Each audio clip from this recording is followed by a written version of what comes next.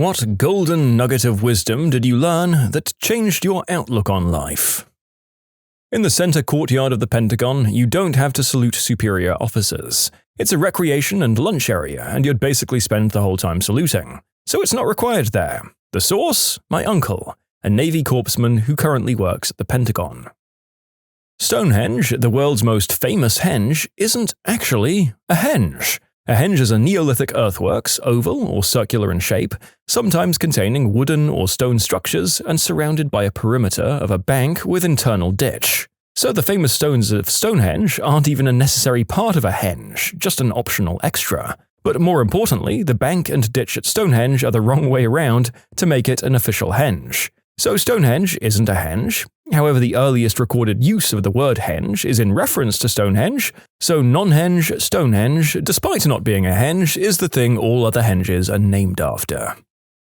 If you don't have a toilet plunger and you've clogged your loo up, pour in a bit of dish soap and some hot water, the hotter the better, let it stand for 15 minutes and flush. Learned this way when I realized upon arriving at our hotel that my 8-year-old had clogged up our loo and I googled it. Found this gem, realized I'd packed a tiny travel bottle of dish soap, warmed some water up in the microwave, and lo and behold, it worked. I still use it sometimes at home when I don't want to be grossed out by plunging. Yes, my child still has a tendency to clog toilets. So there you go.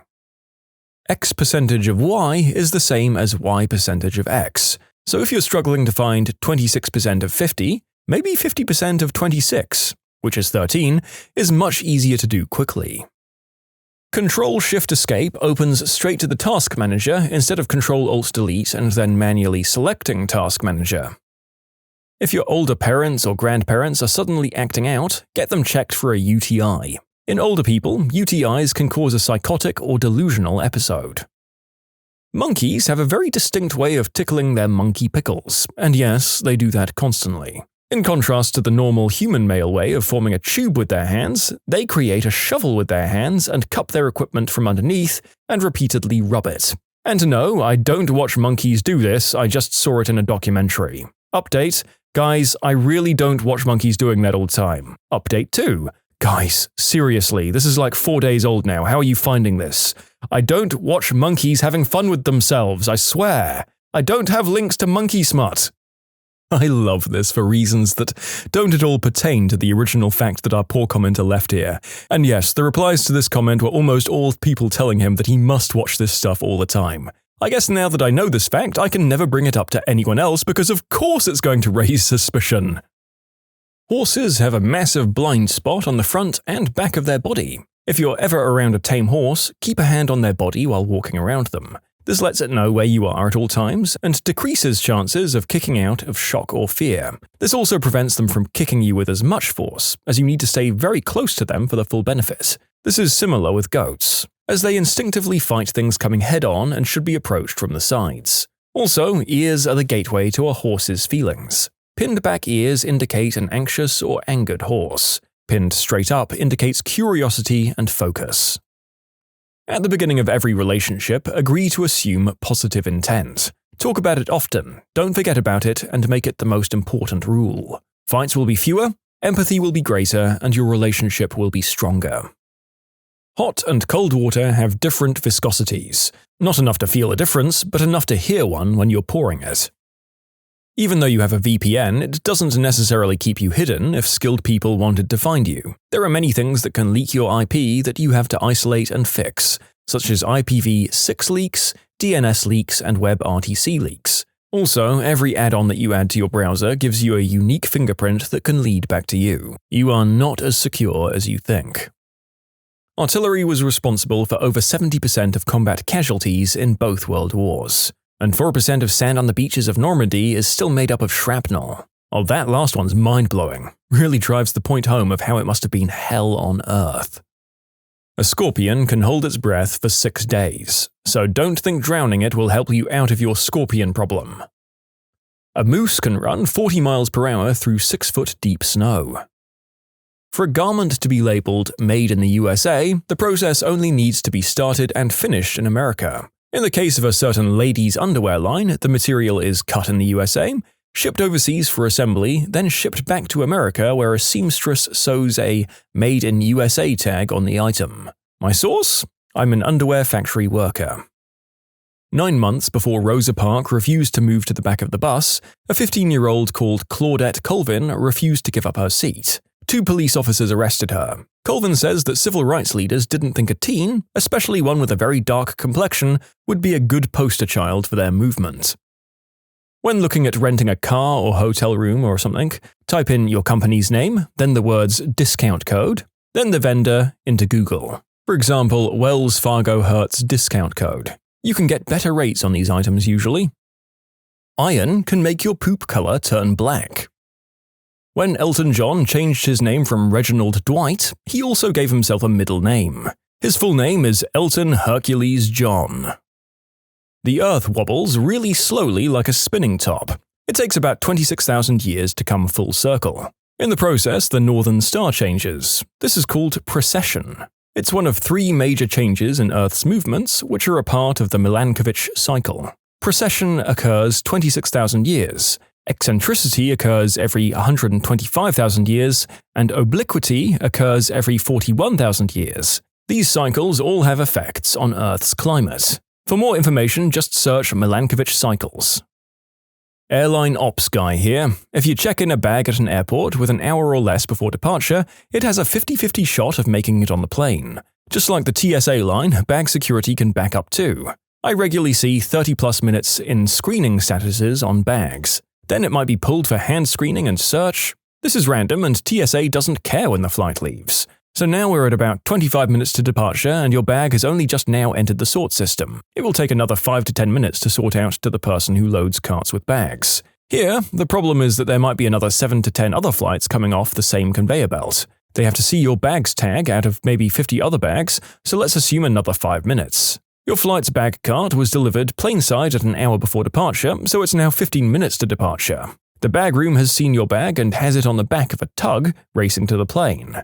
7 minutes before departure, the baggage compartments are closed and total weights are being submitted. Your bag has missed the airplane. In short, please check in more than an hour before your flight if checking a bag, or else it might not make it on the plane.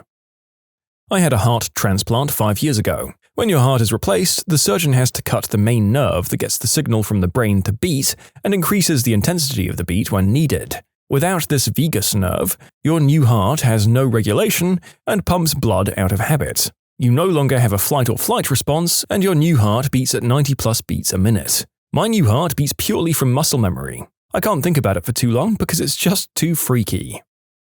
Never miss a chance to pee.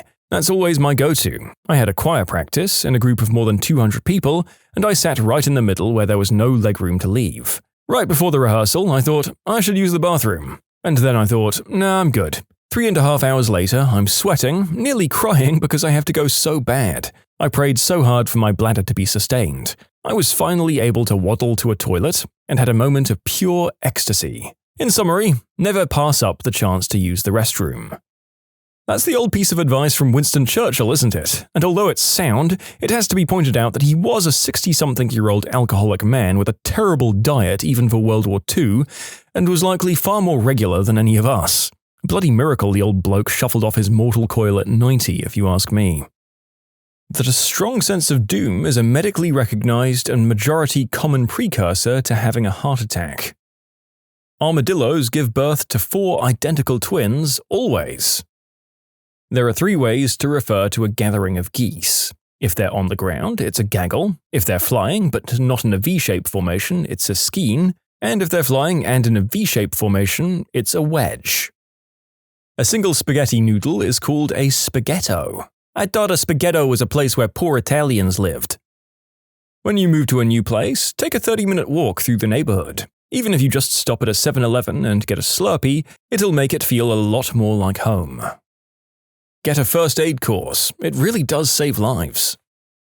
The concept of 3 square meals a day is a diet designed for people working physical labor in the early 1900s. Quality of diet and sticking to daily calorie limits is the only part that really matters. Otherwise, it really doesn't matter what time you eat, although the 3 square meals model is indeed advantageous for day-long maintenance of energy levels. Basically, it's better to just eat when you're hungry than force yourself to eat when you should, so long as you're getting the proper nutrients and stuff.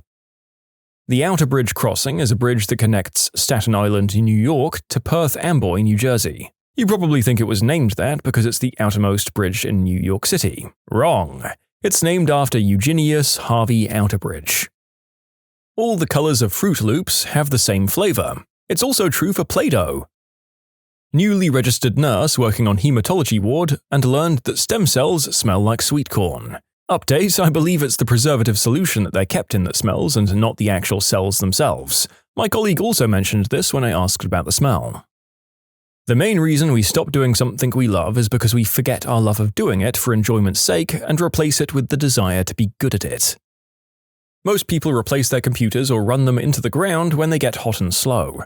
In reality, new thermal compound and a solid-state drive upgrade can fix both problems and increase the computer's lifespan for about $35 to $50, and it is not hard to DIY in most cases.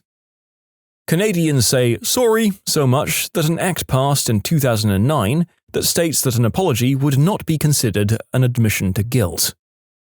You can submit your own stories to be featured here on the channel. The story submission link is in the description below. And if you want to listen to some vibey music in the background, check out easymode, also linked below, and subscribe. It's 100 times better to break up when you're in a crap relationship than trying to fix it up for the nth time. I work front desk at a hotel. I've seen this before, so I hope it's new to somebody. Don't use sites like Expedia and stuff. If you book directly with the hotel, you can always call to make changes. If you need to cancel, you can avoid the 24-hour window fee by changing your reservation to a few days later. Then call back the next day to cancel. Third-party booking sites are not easy to change the info on. We can't change the rate if something needs to be fixed, and as an Expedia customer, you're looked down upon and get whatever basic rooms are available. Not by me personally, but by everyone around me.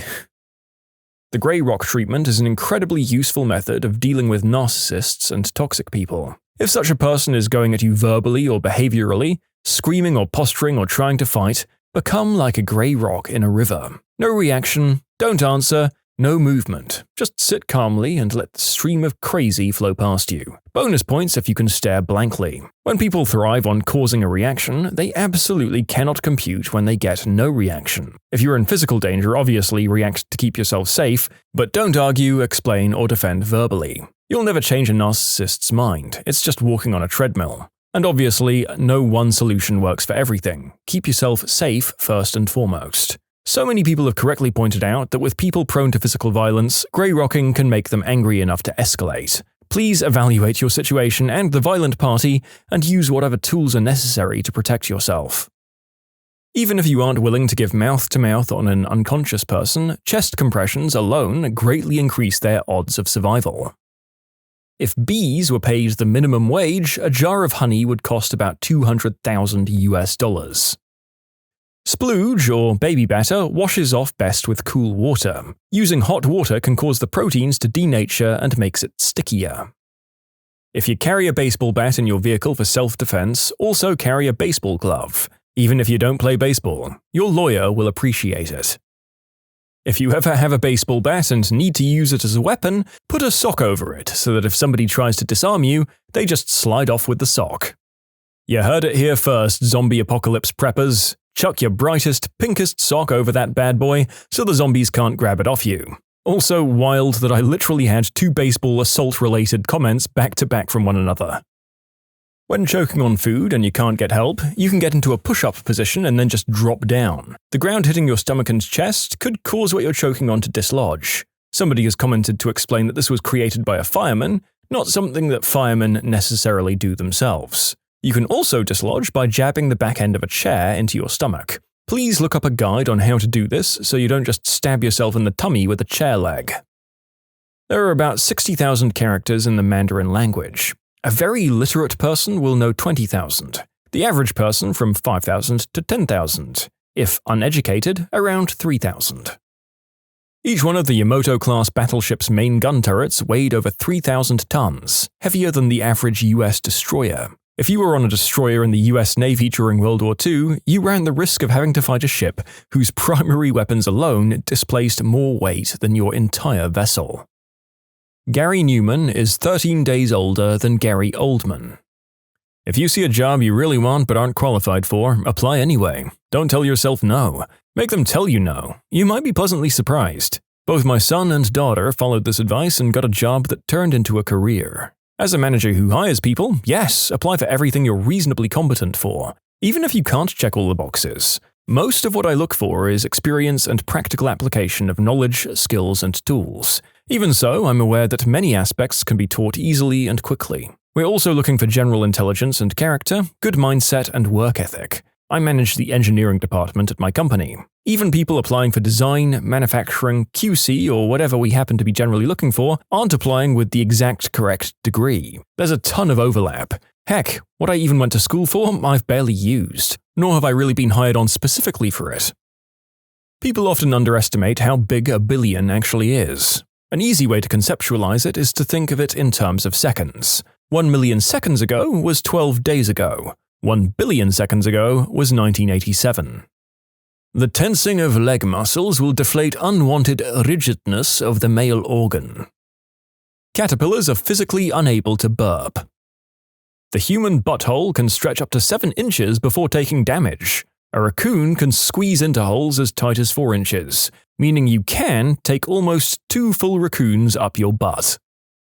A 30-minute walk every day decreases the risk of you getting dementia. I keep meaning to do that, but always forget. The odds of you finding a gold nugget in a day are 0.0000784% on average. So, you're saying there's a chance? If you're in the woods and smell cucumbers, there is a copperhead snake nest nearby, or a man with a cucumber sandwich.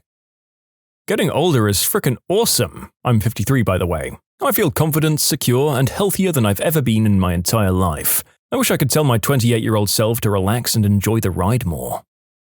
Heat the back of a spoon gently under warm water and press it on a mosquito bite for a few seconds to greatly reduce itching. The heat breaks up the protein in the venom. Kangaroo has 3 hoo-has. Peanuts are not nuts, they're legumes, and they grow out of the ground like potatoes. Nuts and drupes typically grow on trees and are the seeds of fruits. You can be allergic to tree nuts and not to peanuts, and vice versa. Wherever you are, be there, said by someone wiser than me. I do try to apply this to my life, and I feel like it has great meaning. I've had it quoted to me by several respected people in my life. I'm not sure where it originated, but they're words to live by. Manhattan's layout is largely grid-based except for Broadway, which runs at a diagonal through the city and ignores the grid. This is because before the rest of Manhattan was developed, these roads were paths originally forged by Native Americans. The track's continued use over the years by people meant that it was simply left in as the city developed. Broadway exists because Native Americans. And it was probably a deer game trail before that. In the 16th century, Turkish women could initiate a divorce if their husbands didn't pour coffee for them. Look people in the eye, say please and thank you. Salespeople will go out of their way for you if you show appreciation. Domestic cats don't meow to communicate with other cats. They use meows almost exclusively to communicate with humans. I should have specified that this applies to adult cats and not kittens. I'm sure there are exceptions. Mostly they just learn to repeat the noise that elicits the strongest reaction. Yeah, I'm pretty sure that one of my relatives has accidentally trained her cat to make a high-pitched screaming noise by repeating it back to them, especially when it's time for feeding. Now whenever the damn thing is hungry or needs to go through a door or anything, the entire house is awoken by what sounds like a distant child going down a slide. It's hilarious and annoying. Seasonal allergies are almost entirely man-made ailments. When planting landscaping trees and bushes in the 50s and 60s, people didn't want to use female trees as they didn't want fruit to fall on streets or on people's cars, so they opted for almost entirely male trees, thus drastically increasing the pollen output. Sometimes it's best to let go of people. The airspeed velocity of an unladen swallow, European, is 11 meters a second or 24 miles per hour. Smells are particulate. When you smell anything, you're getting particles of that thing in your nose. It doesn't seem so bad to think of the microscopic cake particles in your sinuses when you smell it baking, but when you smell a fart or the stench of a public bathroom, that's microscopic poop particles in your sinuses. Nasty. The writing staff for Futurama were probably the most highly educated group of writers a cartoon has ever had. Don't buy French bulldogs. They're a fad breed that was sick to begin with, and so many people are being scammed by backyard breeders and puppy farms. They're just so depressingly broken. If you do buy one, even from an official breeder, be prepared for allergies, ocular bleeding from eye pressure, hip dysplasia, cheery eye, trachea collapse, twisted spine, and dreadful breathing problems. They are expensive. Too many teen girls buy them and can't afford the allergy meds and food and just leave them to suffer. One visited the clinic last week, collapsed and died because of an extra long walk in the sunshine. Just don't do it. Let this breed disappear and buy a dog with a nose, please. The pain of discipline is temporary, the pain of regret is permanent. Vaccinations don't cause autism. I believe the reason many anti-vaxxers believe that they cause autism is because unvaccinated children don't live long enough to be tested for autism. Don't put up with anyone who constantly puts you down, especially anyone from your own family. People can overlook how damaging it can be to your well-being. I don't care what they make you think you did to deserve it. You don't. Full stop. Never pour water into any acid because it will splash out acid at 600 kelvins, which is like 300 degrees Celsius. If you have to mix water and acid, always put water first, then acid. This is because the reaction of acid dissolution is exothermic, meaning it will create a big quantity of heat, thus the splashing. But if you put a drop of acid in the water, the reaction won't heat enough to splash. The distinctive smell, or petrichor, of summer rain is caused by the molecule geosmin, a byproduct of Streptomyces bacteria.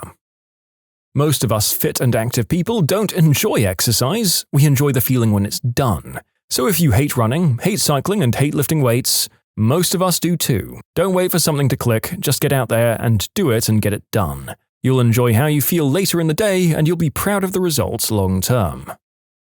Admit it when you're wrong. Say it out loud to the person you were incorrect to, and don't let your pride stop you. The amount of respect you instantly gain is shocking, no matter how much you like the person. What's the most cruel thing you've ever done? In high school, one of my teachers had rented a pager and numbers were on a Dymo strip along the side. Being high schoolers, we thought it would be funny to page it all the time with silly things like 8008135, spell it out, and 69. Finally, at the end of the week, the teacher looked at the pager and was clearly upset and said, "Man, someone keeps paging me nonsense, and my wife is pregnant and due any time, and we only got this so she could page me when she goes into labor so I can go get her." Oops. We stopped after that. That teacher played you guys. He knew you'd feel guilty and stop messing with his pager so that he could free it up to run his pimping business on the side. Most people I remember from high school would have taken this as an opportunity to page him, "Baby is coming now," or similar. This was when pagers only allowed you to enter in a phone number to display on the pager. When I was young, I had an argument with a friend, so I insulted him because his parents were dead. I went home, realized what I'd done, and cried my little eyes out. He came over as I was crying and comforted me. Still don't have words for that. You insulted him and he comforted you? That's a true friend right there. It was worth killing his parents after all. Done to myself, but my sister scratched my face and it didn't leave a mark. I really wanted to get her in trouble, so I ended up scratching myself really hard as evidence, and my mum still didn't believe me. So now I just have a little scar on my cheek from all those years ago. I got a hold of my high school nemesis' email and phone number, so anytime a survey, subscription, or anything that spams you came up, I signed that B-word right up. I'm out of high school now, but I don't think I'll ever stop. Fricking hate that kid. I also used to take the pencil sharpener from where it was and use it literally inches from his face until he threw a little fit. Dude, there's a website where you can send Mormons to yours or other people's house. Of course, I would never encourage anyone to do something so cruel, but it is there. One of my friends did that to me. They showed up and I was confused for a second, then realized what must have happened and felt terrible explaining to them someone was pranking me. They laughed and said it happened all the time and they were used to it. Then they gave me a free copy of the Book of Mormon and left. Mormons are really nice people from what I've seen of them, but Jesus frick was that book weirder than the strangest sci-fi. I really don't understand how grown adults believe in that crap. I'm looking at pictures of Jesus preaching to the freaking Aztecs, and people actually believe that crap. Blows my mind. As people who listen to my videos are used to, we got a little off topic here, but my lord is it funny to know that you can send out for a Mormon prank squad in this day and age. I was in 5th grade. We were on a field trip and I wrote on a wall, "Scott's mum is a working girl." Then Scott went, "Dude, my mum is dead." Then I changed it to, "Scott's mum was a working girl." That's terrible. But it's also pretty funny, unfortunately. As a child, I remember my mother taking my sister and I through McDonald's drive-thru and ordering each of us a burger and fries. We were fairly poor back then, but Mum splurged and let us each have the treat. When we got to the window, my sister and I started whining about it not being a Happy Meal and not getting the toy. In the grand scheme of things, it's not necessarily cruel, as a child is thoughtlessly cruel to their parents all the time. But as an adult, I die on the inside when I realize how humiliated my mother must have been to not being able to afford the Happy Meals, and some nice teenager in the window gave the boxes and toys to her anyway. I apologized to her a few months ago for being such an ungrateful brat, and bless the woman, she doesn't even remember, and here I've been cringing off and on for the last 2 decades over it. I cringe when I think of all the thoughtless, ungrateful things I said or did to my parents when I was a kid. I'd like to think that neither of my folks remember any of it, or that they wouldn't have held it against me and put it down to kids being kids. I miss my mum and dad. Drove my college girlfriend to an on-campus party in her car. I had the keys. Found out at the party that she was cheating on me with a guy that was a friend at the party. Told her to get the frick out. As she walked down the street, I pounded a beer in the front yard. Realized I still had her car and dorm keys. Said, "Hey, B-word, you forgot your keys," and threw them at her. She was maybe 30 yards away under a streetlight. Keys hit her in the back of the head and she dropped like a sack. I instantly felt terrible and still do 25 years later. Her dropping like a rock under the streetlight without even making a sound is still stuck in my head. Even though she cheated, that was uncalled for. We're all good now. All is forgiven. I'm chronically ill. When I was younger, we didn't know what was wrong with me. Weekday mornings were awful because I was in an exorbitant amount of pain, and more often than not, I could not go to school. I would relay this to my mum, who would insist nothing was wrong with me and that I needed to get up and go. This was shortly after moving to the other end of the state and starting middle school, so I became extremely depressed. One day, while sobbing, I told my mum she was the reason I didn't want to live anymore. Of course, it wasn't her fault, and that's not really what I meant. I was just a kid in too much pain. Years ago, my then wife, who I was desperately in love with, cheated on me. I caught her blowing a friend of mine. We had a 7-month-old son at the time. I was devastated. For financial reasons, I couldn't leave, so we continued to live in the same house, and I was rocking the couch. 2 weeks or so later, she comes to me with a positive pregnancy test. Frick. Whose is it? No idea, still don't know almost 9 years later. I decide that maybe I can get past this. We went to marital counseling a couple of times, but after the 3rd visit, the therapist was amazing, she doesn't want to go anymore. She's secretive but insists that she wants to make it work, and like an idiot, I trust her. Few weeks later, I see some messages on her phone, and she's still talking to the crapbag friend of mine. I decide, frick this, and tell her I want a divorce. Crapbag friend also tells her to F off. Now she's devastated and realizes she's facing being a single mother of 2 at 24 years old. She panics and really starts trying to put in work to save our marriage. It's too late. I'm ice cold. Frick this B-word. I moved in with a buddy of mine and come by every day to see my son after work, but no conversation with his mother. Months go by and the little guy is born. I accept him as mine. I've got custody of both now, incredible kids, and the X figures this will get me back. I'm still filled with intense rage for what she did to me. I start talking to her more, friendly and often. She gets comfortable with me and we message each other often. She tells me she still loves me all the time. I tell her we can maybe discuss starting something again. She starts wearing her wedding ring again, telling her family and friends we're going to reconcile. Few weeks go by and this rather trashy female friend I had, friend with benefits at the time, comes over and we're going to do the nasty. I get a text from the ex saying she wants to see me and has a sitter for the kids, so I tell her to come over and leave the door open. The trashy female friend knows what's up and is totally okay with it. Ex arrives about 30 minutes later to walk in on this girl riding me on the couch. I make full eye contact and I can actually see her heart breaking into a million pieces right in my doorway. She leaves and that was that. It was freaking cruel and I regret it. Pro tip for the readers at home, being as bad or worse than someone who hurts you never makes you feel better. Told my identical twin sister that I see her as nothing more than a person who I happen to look like. She's obsessed with having a sisterly relationship with me and I can't even find myself telling her I love her. Just putting that down in this text box is weird for me. This is super interesting to me. I'm an identical twin myself, and I'll be honest, our relationship has always been rocky. We spend as long as 8 months not talking to each other over stupid crap. Luckily, now that we live almost 30 minutes away, we've never been closer. I've also noticed that with a lot of twins, their relationship is either inseparable or rocky. Why do you feel the way you do with your sis? Also an identical twin, and my brother and I used to say the most horrible, hurtful things to each other. We had a rocky relationship, me being addicted to substances and him more or less watching me die. When he started smoking green herb after my addiction wasn't controlling me, it got better. We became closer than ever, and then he up and fricking moved to China. He's literally halfway across the world right now, and we talk more than we ever have. When I was in preschool, I had to go pee and this other kid was in front of me, so I punched him in the nose. He left the bathroom with a bloody nose and I went to pee. Got back to the classroom with the teacher furious at me and I had to sit in the naughty chair for an hour. Are you the reason I was afraid of public restrooms until I was 10? Oh boy, my man here just followed the desire of everyone who's ever been stuck in the queue for the toilets at a nightclub. And instead of childish selfishness, we have childish selfishness brought on by alcohol, so I'm sure it's happened on nights out too.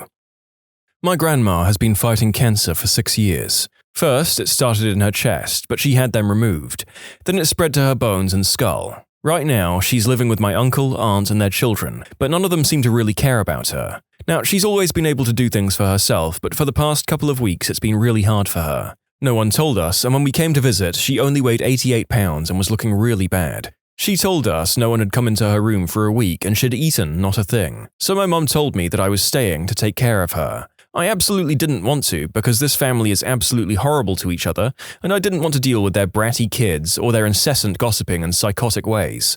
So last night I was packing my things and my grandma kept looking at me and saying, "I'm so happy you're staying," as a sort of desperate plea. I loaded my suitcase into the car and then she gave me the most defeated look I've ever seen and choked out, "But if you leave, Grandma will cry," and just started weeping. I've never seen her cry. She's such a strong woman and never once complained about the chemo, radiation, surgeries, or anything. So now I'm staying. It must suck dealing with crappy family, especially while battling a physically exhausting and excruciating disease. Be the light in each other's lives. Frick the bullcrap, that's temporary. Unfortunately, so is the time with your grandma. When you look back, you won't remember some butthole kid or the gossip-guzzling mother. You'll remember your time with your grandma and how you were there for her when her other crap bags weren't. When I was in high school, my parents were in the middle of a nasty divorce and I was stuck in the crossfire. I didn't know whose side I should have been on and was angry at both of my parents. Being a teenager going through puberty certainly didn't help either. My dad got a promotion at work and I had to move cities with him and left everything I knew behind. Friends, school, etc. This made me despise my dad even more than I already did at the time, and I would go out of my way to be a butthole to show him how much I hated living with him. One morning, as we were getting ready to leave the house, my dad went to give me a hug and I pushed right past him with my shoulder. I remember in perfect detail the look on his face of shock and confusion. Makes me sick to my stomach just thinking about it. That was the cruelest thing I've ever done. I realize now as I'm older how hurt he must have felt in that moment. He busted his butt working 80+ hours a week and made sure I had everything I ever needed and wanted nothing more than for me to be happy with him, and that's how I repaid him, by being a butthole. My dad passed away suddenly from a heart attack a few months after that when I was 16, and I never got to tell him how much I appreciated everything he did for me.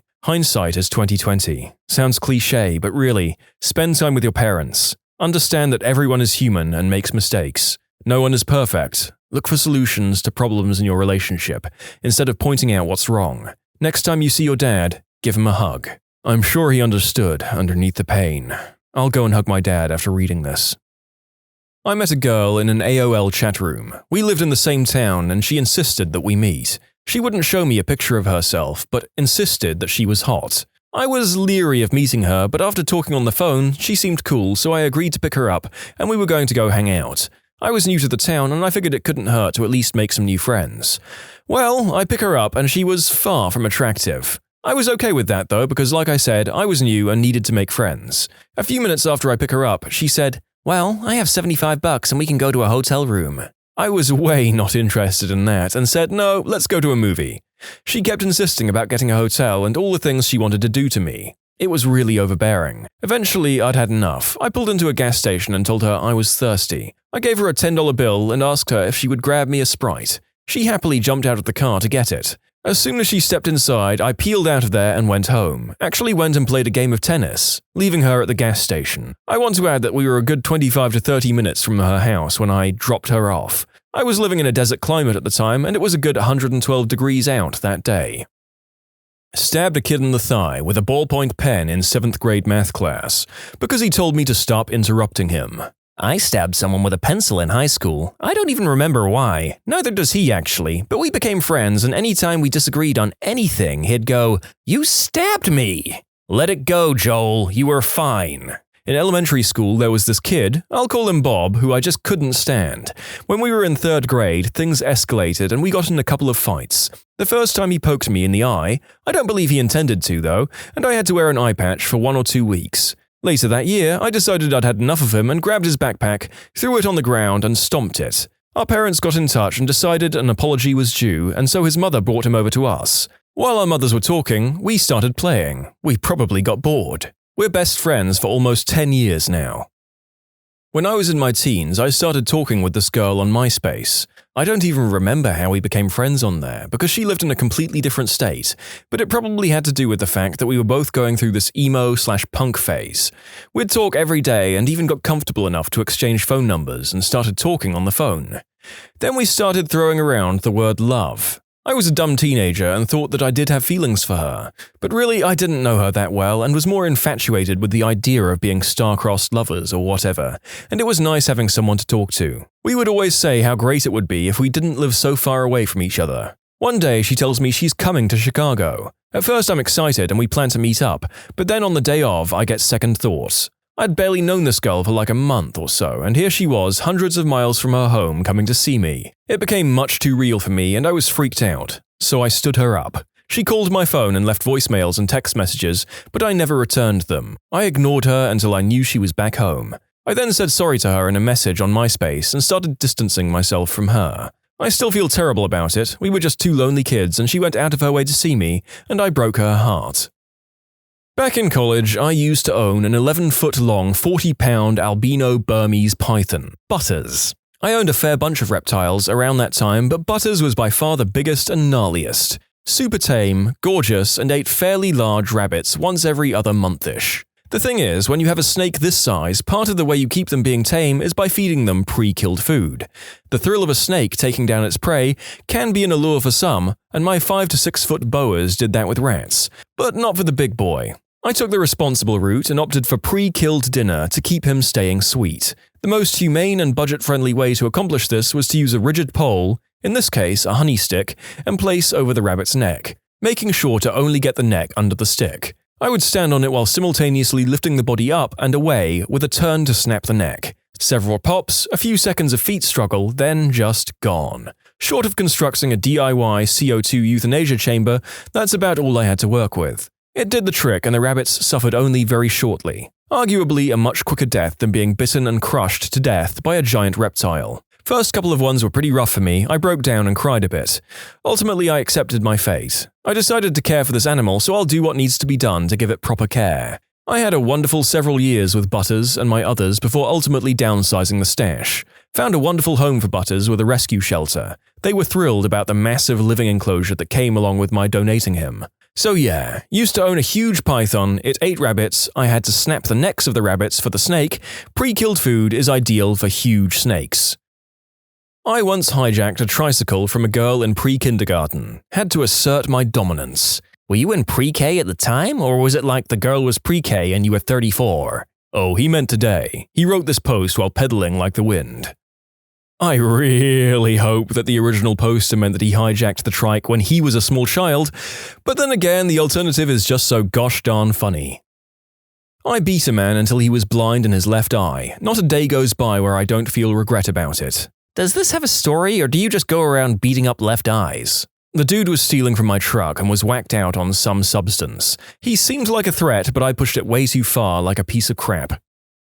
I still feel terrible about this one. This happened a lot when I was like 6 to 8 years old and my little brother was like 3 to 5. Whenever I did something bad and my parents found out about it, they would lock my brother and me in a room until one of us confessed.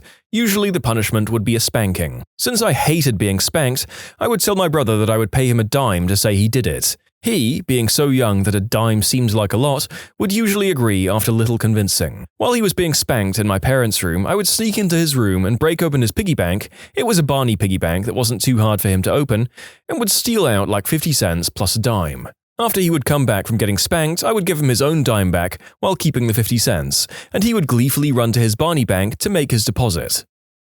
My friend, let's call him A, and I were walking down the hall in school. Walking roughly 5 feet in front of us was this annoying freshman who was wearing a shirt that said "Cash" with a K on the back. So I asked my friend, "Why does his shirt have cash with a K?" The answer was, "That's just how his name is spelled." "And why did he shave his whole head?" "I think he had cancer." "Is that cancer with a K?" This is some relentless crap I should not have laughed at.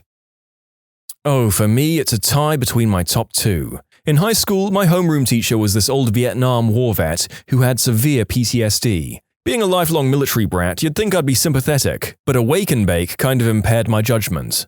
I pulled the little firework out of a Christmas cracker. I lived in the UK at the time and brought it to class for no particular reason.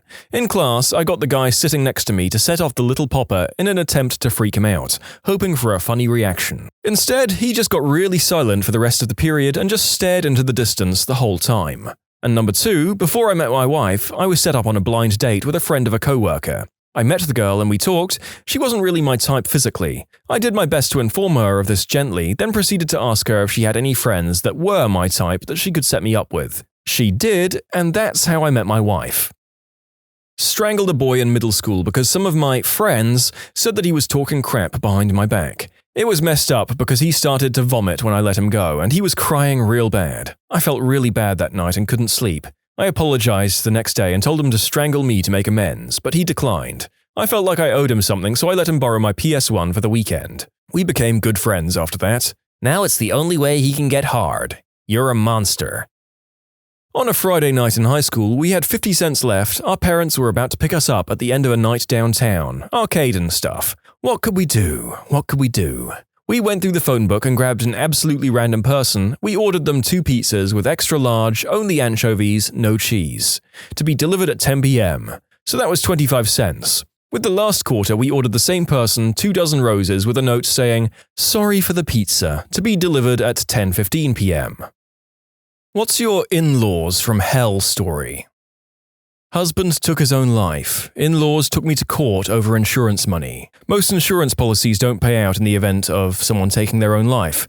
However, SGLI through the military will pay out in almost all circumstances. I'm doing well these days and I haven't heard from them in a few years. There was a lot of harassment before it actually made it in front of a judge. Forged signatures on beneficiary update forms that were magically found after his death and hadn't ever been filed. It was thrown out pretty quickly, but not before lots of headaches and money down the drain to a thankfully great attorney. Obviously, they were crazy before this, but it really was the cherry on top. His dad was obsessed with trying to catch us doing the deed, going so far as having his own key cut for our house. He had our keys one day when he was waiting in for a workman for us. He would just barge in at any time, never knocked on doors, tried to often barge into the bathroom when it was being used, also liked me to catch him pleasuring himself, would wait until he knew we were a few minutes away. We often called them to let them know we were nearly there, and then he'd whip it out and go to town and looked me dead in the eye when I caught him. Creepiest man alive. We changed the locks and reduced contact. When partner and I split, he called me several times to offer a shoulder to cry on. No, thank you. The in-laws have been going through a rough time financially for a while, and my wife and I have been paying their credit card and parent loan for a couple of years. Father-in-law's parents passed this year, and he gets a large but not massive inheritance, around $75,000. We keep paying the bills because father-in-law is still not working full-time and he puts the inheritance away, so mother-in-law, who is horribly irresponsible with the money, can't access it. We just arrived on Christmas Eve and there's a Lexus sitting in the garage, paid for in cash, and now father-in-law is talking about how he wants a Cadillac. I'm so teed off that I haven't been able to sleep, and I don't want to frick up the holidays, so I'm biting my tongue until we leave, but there is no way we're paying the bills anymore. $5 says they'll react with, "But we need it! How can you be so selfish?" Don't cave. Remember how much that car cost. Remember they were saying in front of you, payer of their fricking bills, that they want a Cadillac. There's an important saying that one should never ascribe to malice what can be explained by stupidity, and I think that probably applies here. Hopefully they saw reason and accepted the solution with grace. My mother wore all black to our wedding, complete with a black hat with a hanging black mesh to cover her face like she was in mourning. This made me laugh. So melodramatic. Does she always act like this? I'm low-key in love with passive-aggressive antics from family. My entire extended family is so melodramatic, I'm running out of popcorn. After driving almost 11 hours with husband to see in-laws, mother-in-law accused me of keeping her son away from her, and how I'm not ever going to let her see her son again, to my face, and started crying in front of multiple adults and children. The next day, when I asked to speak with her to let her know that what she did was a little unreasonable and very hurtful to me, she showed her true colors and went from crying victim to screaming viciously at me and trying to hit me. She screamed me and husband, her son, out of the house and threw the gifts we had bought her out of the door like pieces of trash. I cannot believe this is the woman who gave birth to my husband. She's like she's from another species. She sounds slightly mentally unstable. She just sounds very manipulative, playing the victim for the audience and getting mad when she realizes she's not getting what she wants. My mother-in-law said we could have the wedding at the place she works, for free, otherwise the venue would cost upwards of $7,000 just to rent out. She decided that gave her free license to plan everything to her specifications, including the date, what we would eat, the flowers, what we would drink, and even what music I'd have at my wedding. She invited more people to the wedding than me and my husband combined. To top it off, she refused to watch my husband's son on our wedding night, saying that he would feel rejected if he wasn't allowed to stay with us. Each thing happened by itself, and it wasn't until they all added up that I realized my wedding had been hijacked under the guise of, "That's how it needs to be if you're going to have it at my place of work," which was bullcrap. She just wanted to control everything. My husband called her out on it later, and she's reduced her meddling to almost zero now. Thank goodness. This happened to me exactly. She always used to ask, I'm divorced now, why we didn't have wedding photos displayed. Because I hated being reminded of that day never seemed like a very nice response. My soon-to-be mother-in-law devoted an inordinate amount of time petitioning the state to allow her son to be remanded into her custody for a day to attend my wedding. He was in jail awaiting trial for fighting a cop and nurse after getting picked up for drunk and disorderly. He was denied bail because he was currently on probation from previous alcohol-fueled shenanigans, theft and assault, and was looking at a nickel once he finally got a court date. She wouldn't listen to my wife and I when we asked her to stop, so we had to write our own letter to the Department of Corrections letting them know we would have an open bar at the reception and it would be a really bad idea if my brother-in-law was in attendance. We showed him pictures and videos 4 years later when he got out, the first time. Fun fact, my brother-in-law is the reason I'm on first-name basis with the local sheriffs in his hometown, as for the first 3 years I dated his sister, there wasn't a family function that he, the brother-in-law, attended where they didn't get called out. Out of curiosity, how's the brother-in-law doing now? Today he's walking around on parole as a convicted felon, carrying the balance of a 20-year sentence over his head, and someone is waiting for him to break parole. The problem is that he's definitely got a Jekyll and Hyde thing going on. When he's sober, he's one of the kindest, most generous, and most noble human beings you'll ever meet. But as soon as he starts drinking, it's all downhill from there. One of the first times I ever met him, he literally, as in took it off and handed it to me, gave me the shirt off his back so that I could make a good impression on their grandparents. He then proceeded to get so drunk that emergency services had to be called, which set the tone for the next 15 years of our brother's by-marriage relationship. I care deeply for the guy and do what I can to help him and his kids, but he doesn't have my home address for a reason. To answer the original question, he's getting his next 30-day chip next week, and we're all really proud of him. Again, I personally am hoping he sticks with it this time. This isn't as out there as some of the overtly rude in-laws, but mine were so utterly self-absorbed, insular, and lacking in social skills that I was literally ignored throughout most of my early encounters with them. They had a family culture which they all buy into, in which my father-in-law is the center of everything. The only family pictures in the house were of him, none of the 3 kids, all food was prepared to his tastes, and he had no concept of other people's needs or feelings. Initially, I felt utterly rejected and disapproved of, because who goes to dinner again and again with people and is never asked one question, not even, "How are you?" It took me a long time to realize that they just had no idea how to interact with other people because they lived in this complete bubble. To this day, my father-in-law treats every conversation as an opportunity to change the topic to himself, no matter how outside of his experience it is. But I realize that they never cared enough about me to bother to disapprove of me. That being said, my father-in-law's levels of narcissism are so great that he sees slights and digs at him in a lot of my Facebook posts and unfriends me because he couldn't bear the idea that I wasn't considering his feelings with every thought I shared. As he's so accustomed to everyone catering to his needs all the time. I'm sure I was supposed to be wounded to have no longer been in his good graces, but I just laughed. I think he is genuinely and cluelessly taken aback when he's not considered the most important and greatest person in the room. My mother-in-law refers to all of her daughters-in-law as son's first wife. She gave me used stationery for Christmas. Want more? She wore a white dress to my brother-in-law's wedding rehearsal dinner and interrupted, then stopped the best man's toast so that the soup wouldn't get cold. She told me that I'm a horrible mother for not sending my kids outside to play unsupervised all summer, like she did in the 70s where mums would kick the kids out, lock the doors, and tell kids not to come home until dinner. I nearly died after having my first child, and she told me that God was telling me I'm not fit to be a mum of more kids. After we had our second, she told me that I had my hands full and had no business having a third. After my third child, she told me I had too many children for anyone to ever want to babysit. By the way, she has 3 kids. I keep a very clean house, but I have 3 young boys. They're messy. Before brother-in-law and sister-in-law came to visit one time, she sent a cleaning crew ahead to clean my house so that it would be up to their standards. He's the golden child. Father-in-law lives with us 6 months a year while he collects butterflies for his book. He pays no rent and runs up our utility bills with no thought about it. When we ask him to clean up after himself, he says he didn't realize he'd made such a mess, but thought it was my job as an at-home mum to clean up after the men. He's not invited back for 2016. When she comes to our house to see the kids, I regularly tell her not to get involved in our laundry. She always ignores me, goes through our closets, rifles through our stuff, and then makes comments about what she finds. To be clear, my husband always stands up to her. I was the one who constantly tried to repair their relationship. I finally gave that up last year. We're now essentially no contact with them, and they are not allowed in our house. To talk to the kids on the phone without us supervising, and phone calls are only on holidays. And now, after reading this, the narrator has decided to thoroughly stalk and vet individuals before any deepening of relationship going forward. Who would want a monster like this in their life? Where do I start? My mother-in-law and my grandmother-in-law are both weird about food. A few years ago, Grandma left a turkey to defrost on the counter for 4 days. My sister-in-law came over, almost fell down due to the smell. Grandma said the turkey needed to be at room temperature for the enzymes to develop. My sister-in-law had to bag it, toss it, and scrub down the kitchen to make it fit for humans again. My mother-in-law had a big dinner one year. Rather than use paper plates, she used real ones. She had about 50 people or so. We didn't go, but about a week later or so we were over. There was lots of snow on the ground and my dogs were out in the yard. One of them kept going over to a snowdrift and digging and digging.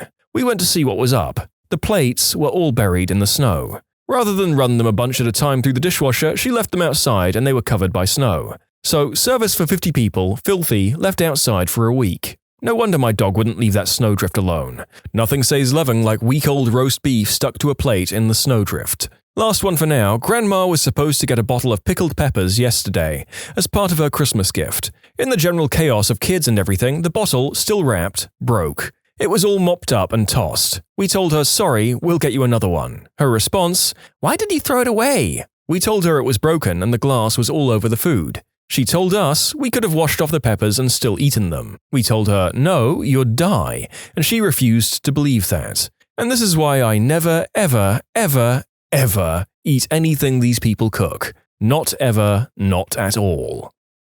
So much to tell, but I'll just say that every once in a while, me and my wife have had to deal with a wellness check from the police because her parents call and tell the police they haven't heard from their daughter in weeks, even though they talked to her the other day. And they also say I'm one of those people who would chop my wife into pieces. Luckily, my step-uncle is a lieutenant in the sheriff's office, and the last time they got a call from the chief telling them to stop.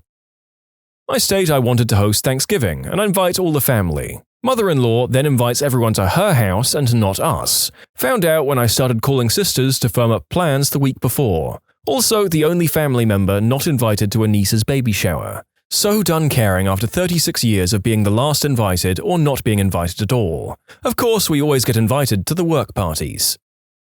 Okay, so my mother-in-law at the time of the story was about 350 pounds. She chain-smoked these terrible all-black cigarettes that were longer and thinner than normal cigarettes, and smelled like death, and she would only wear polyester muumuus that she bought in the 70s. Her voice sounded exactly like Roz from Monsters, Inc., and the only things she would talk about were how hard it was to find a new muumuu, or how her channeling was going, and what the various spirits had to say. The first time I met my mother-in-law, she sat me down and started talking to me about the energies that spoke to her from the Pleiades. As she was telling me about how they were going to fix the world, I realized that to her the Pleiades was one place, a bunch of space lights that were all very close to each other, because they're close together from our point of view. When I, in my naivete, tried to explain to her that the stars that make up the constellation are in fact an enormous distance apart, and some of them don't exist anymore, she just scowled at me, shook her head and said, "No," and kept talking. Later that night, my wife and I were awoken by a huge commotion and we found her drunkenly destroying the kitchen. When we asked her what she was doing, she said, "The energies need a burrito." So we made her a burrito and sent her to bed. In conclusion, my mother-in-law is an insane, drunken chain smoker who only wears polyester muumuus and channels the spirits of the aliens who live in the Pleiades, who want a burrito. At my wedding, after the ceremony, our new mother-in-law started yelling at my husband because he made a joke to his father. She then proceeded to storm off, dragging his sisters with her. After about 5 minutes, her F-buddy of the week stomped over and just started going off on my husband for being disrespectful. I was almost certain my reception was going to turn into a brawl. 3 years later, she still hasn't apologized. Oh, where can I start? Gave my 7-month-old a scale for her first Christmas so she wouldn't get fat like me. Told my husband that he wasn't allowed to get a vasectomy because he might want kids with his next wife. Told me I was gross and that she didn't know why her son would want to come home to me. The night our daughter was born, she berated my husband for giving our daughter the ugliest name she had ever heard, my grandmother's name and his grandmother's name. Told my mother my name was ridiculous and ugly. This year, she cancelled Thanksgiving and Christmas to try and teach us some weird lesson. It was fabulous. I could honestly go on, but she is just a bitter old lady. Called me by the ex-wife's name for a couple of years, and it wasn't as if hubby's first marriage even lasted a year. During visits, if I admired anything in her home, I was told, "You can't have it." I wasn't allowed to do chores to help out. She even took my husband's pants out of my hands when I was doing laundry and pre-treated them with Tilex. Ruined them, but I was to blame for rushing her. If I brought presents for her, I was extravagant. If I did not, I was cheap. If I asked about the family, I was a busybody. If I didn't know the details, I was uncaring. My cooking was all wrong, i.e. healthier than hot brown, overcooked, fatty, salt-laden mystery foods. My best Christmas present from her was an acrylic angel with the wrong birthstone from the dollar clearance bin. She kept giving me angel stuff, and I'm not even remotely religious. If I made suggestions, I was greedy and critical. We now live far away and no time or money to go visit. Sorry. My in-laws weren't terribly interested in me until I got pregnant. Suddenly, they were all about being in my business. They flooded us with unwanted advice and terrifying stories. "I stopped giving my sons formula at 3 months because it was too expensive and they're fine." Or when told that the hospital checks our car seat before release, "I remember bringing our oldest home from the hospital in my lap and he's fine." Mind you, I'm the same age as their oldest, car seats existed, and people like them are probably the reason the hospitals check now. Anyway, this escalated to invading personal space, which included talking to and kissing my belly, even before I had a bump. No matter how many times we told them not to do it, my mother-in-law would swoop in like a ninja when I least expected it. Come wintertime, I had a good-sized baby bump and a maternity coat to cover it. We were leaving the in-laws' house and I already had my coat zipped up, smugly thinking I'd found a way to defend myself. Much to my horror, she starts pawing at the bottom of my jacket and attempts to yank it up. When that doesn't work, she bends over and tries to kiss below the coat, completely misses the bump, and plants one right on the front of my pelvis. I'm frozen, going, "Your mother just kissed my VV," over and over. My husband says, "What the frick, ma?" She just shrugs, says she doesn't care, and walks away. 0 fricks given. Later, my husband negotiated that she just blows kisses from that point forward. Otherwise, I refused to see them. In conclusion, my mother-in-law tried to kiss my baby bump and instead planted one on my hoo-ha. I will note that I've tried to spread out the various charges against different kinds of in-laws, but upwards of 90% of these stories have been mothers-in-law. They just seem to be the most likely kind of crazy to get up in their children's spouse's business, I suppose. Cousins-in-law came to Thanksgiving the day after we buried my grandmother. They ignore her husband of 58 years who's sitting at the table, don't offer any condolences to any family members, and complain when we dedicate the goats to grandma, and not their 4th child with the 3rd husband. Also called me ignorant for not knowing who the American Idol winner was this year. The only saving grace here is that my wife knows how crazy her mum is and has gone no contact with her. Here are some things that happened in no particular order. The big one, father-in-law, who's a pretty good guy, has MS and is basically bedridden. Mother-in-law has been consistently misdosing him on his medication, including giving him sedatives that she's gotten from somewhere. Her adult daughter and her husband moved in to help renovate the house to something that's more handicap accessible for my father-in-law. They spent nearly $20,000 in renovations, remodel and redecoration, along with new appliances for the kitchen. Without warning, my mother-in-law served them with an eviction notice, giving them 3 days to vacate. They live about 2 hours away. In the past 10 years, she's made 2 trips to actually see my daughter. There have been 3 or 4 more trips for things like going to garage sales, where she's made an hour or so visit as part of the trip. For my first Christmas with the extended family, she forgot to buy me a gift, so she went to the freezer and got me a summer sausage that had been in there for nearly 4 years. Nothing says welcome to the family like a ruined, frozen, smoked meat. For another Christmas, I got a giant bottle of Listerine and some toothbrushes. Mother-in-law works at the dentist office and liberated these gifts for me. She saved a ham in the refrigerator to make ham and potato soup. The ham had been in the fridge, not the freezer, for nearly 3 months, and she was still going to use it for the soup. Mother-in-law is making tons of money in land royalties from fracking. Sister-in-law recently saw a royalty check from the oil company and it was over $900,000. Yet mother-in-law won't spend any of that money to refurbish the house or pay someone to provide the kind of care that my father-in-law needs. She's all kinds of fricked up.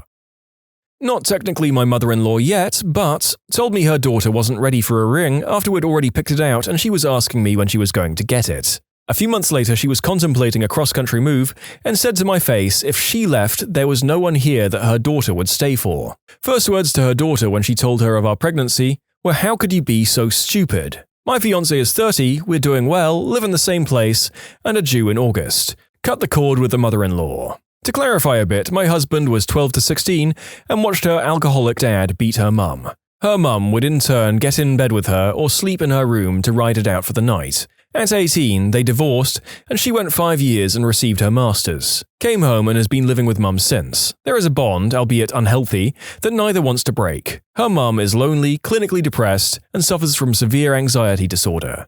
I've given her every option to slowly get away, which she seems to have no intention of doing. Our relationship is suffering, and I'm not really sure where it's heading. What I do know is that no matter the outcome, I will be the best father to my child that I can be. Actually building the baby's crib today. My in-laws came from a very, very rich family. They're rich enough to take a helicopter ride to another city in order to avoid traffic congestion. This one year, they told us to wait for them before starting dinner because they would like to join us. They promised to arrive at 7 p.m. They finally arrived at 9:15 p.m. 15 minutes later, they left, sister-in-law saying she wasn't feeling well and would like to return to their hotel to rest. We waited more than 2 hours for a 15-minute appearance act. Everyone was teed off. Oh boy, my time to shine. This will be a series of short stories. A little background. First, I'm Mexican-American and my wife is white. Also, her parents are divorced. 1.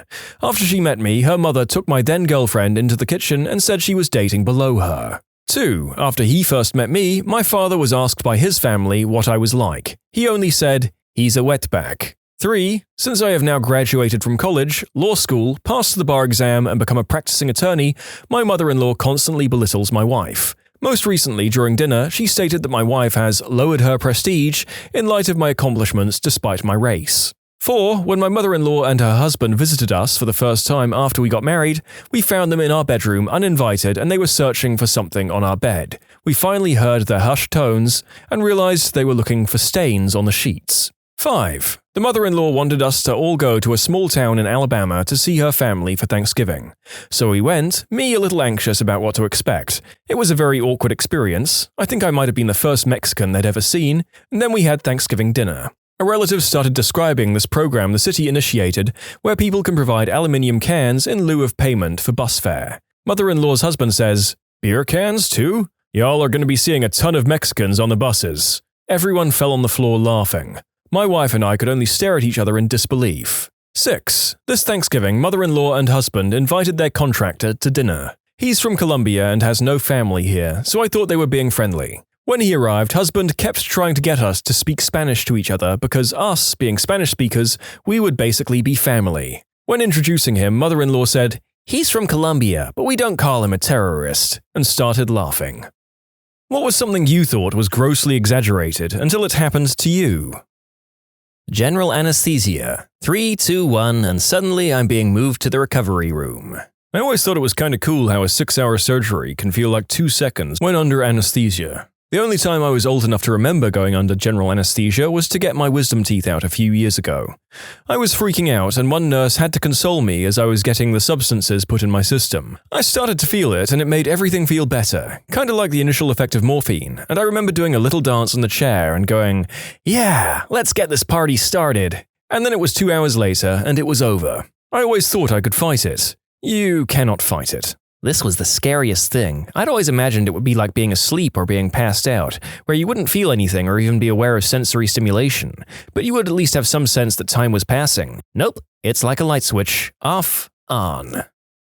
Kidney stones. They're for real. I was out of the country and on an excursion, if you will. Actually, when I felt something weird about 3 inches up and to the right of my belly button. I didn't have back pains until later.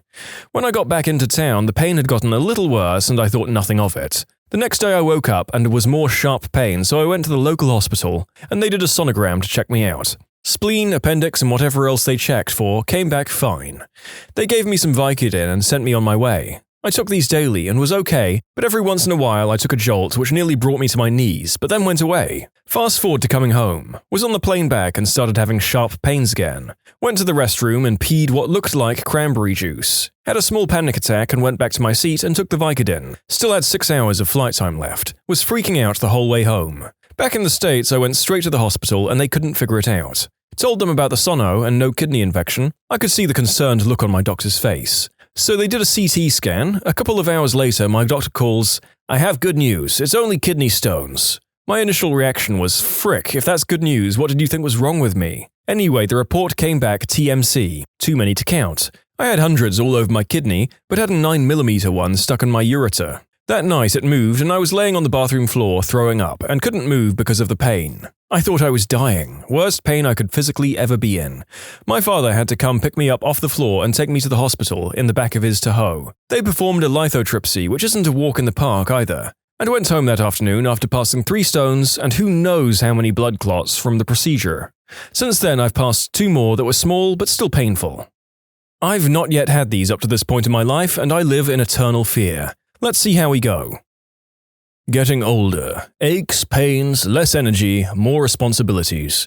Never thought it would happen to me. In a similar vein, how much time speeds up as you get older. I'm 40 in a few months. This year it felt like it went January, February, April, December. Oh god, you're telling me. Seriously, where the frick did 2014 go? Also, 2013 for that matter. I feel like it should still be 2012 to be honest. Sunburns. I'm a brown guy and honestly, I thought my white friends were being dramatic about their sunburns. Then I decided to go fishing for 6 hours without any sunscreen. Oh yeah, sunburns suck. Dude, one time I got so sunburned I couldn't wear clothes for 3 days. I had to ask friends to bring food to my place because I couldn't go outside without clothes. When I woke up, the creases of the sheets would be imprinted onto my dry skin for hours. The very touch of air hurt my skin. It was one of the most painful experiences in my life. I developed a whole galaxy of freckles on my shoulders overnight.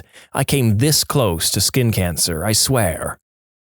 I thought people who called in sick or whatever when they threw out their backs were sissies. Then I threw out my back. Holy heck, it hurt to do pretty much anything. I threw out my back and had bronchitis at the same time, the only time I truly wanted to die. At the ripe old age of 19, I started throwing my back out 2 to 3 times a year due to a congenital back problem. Thanks, genetics.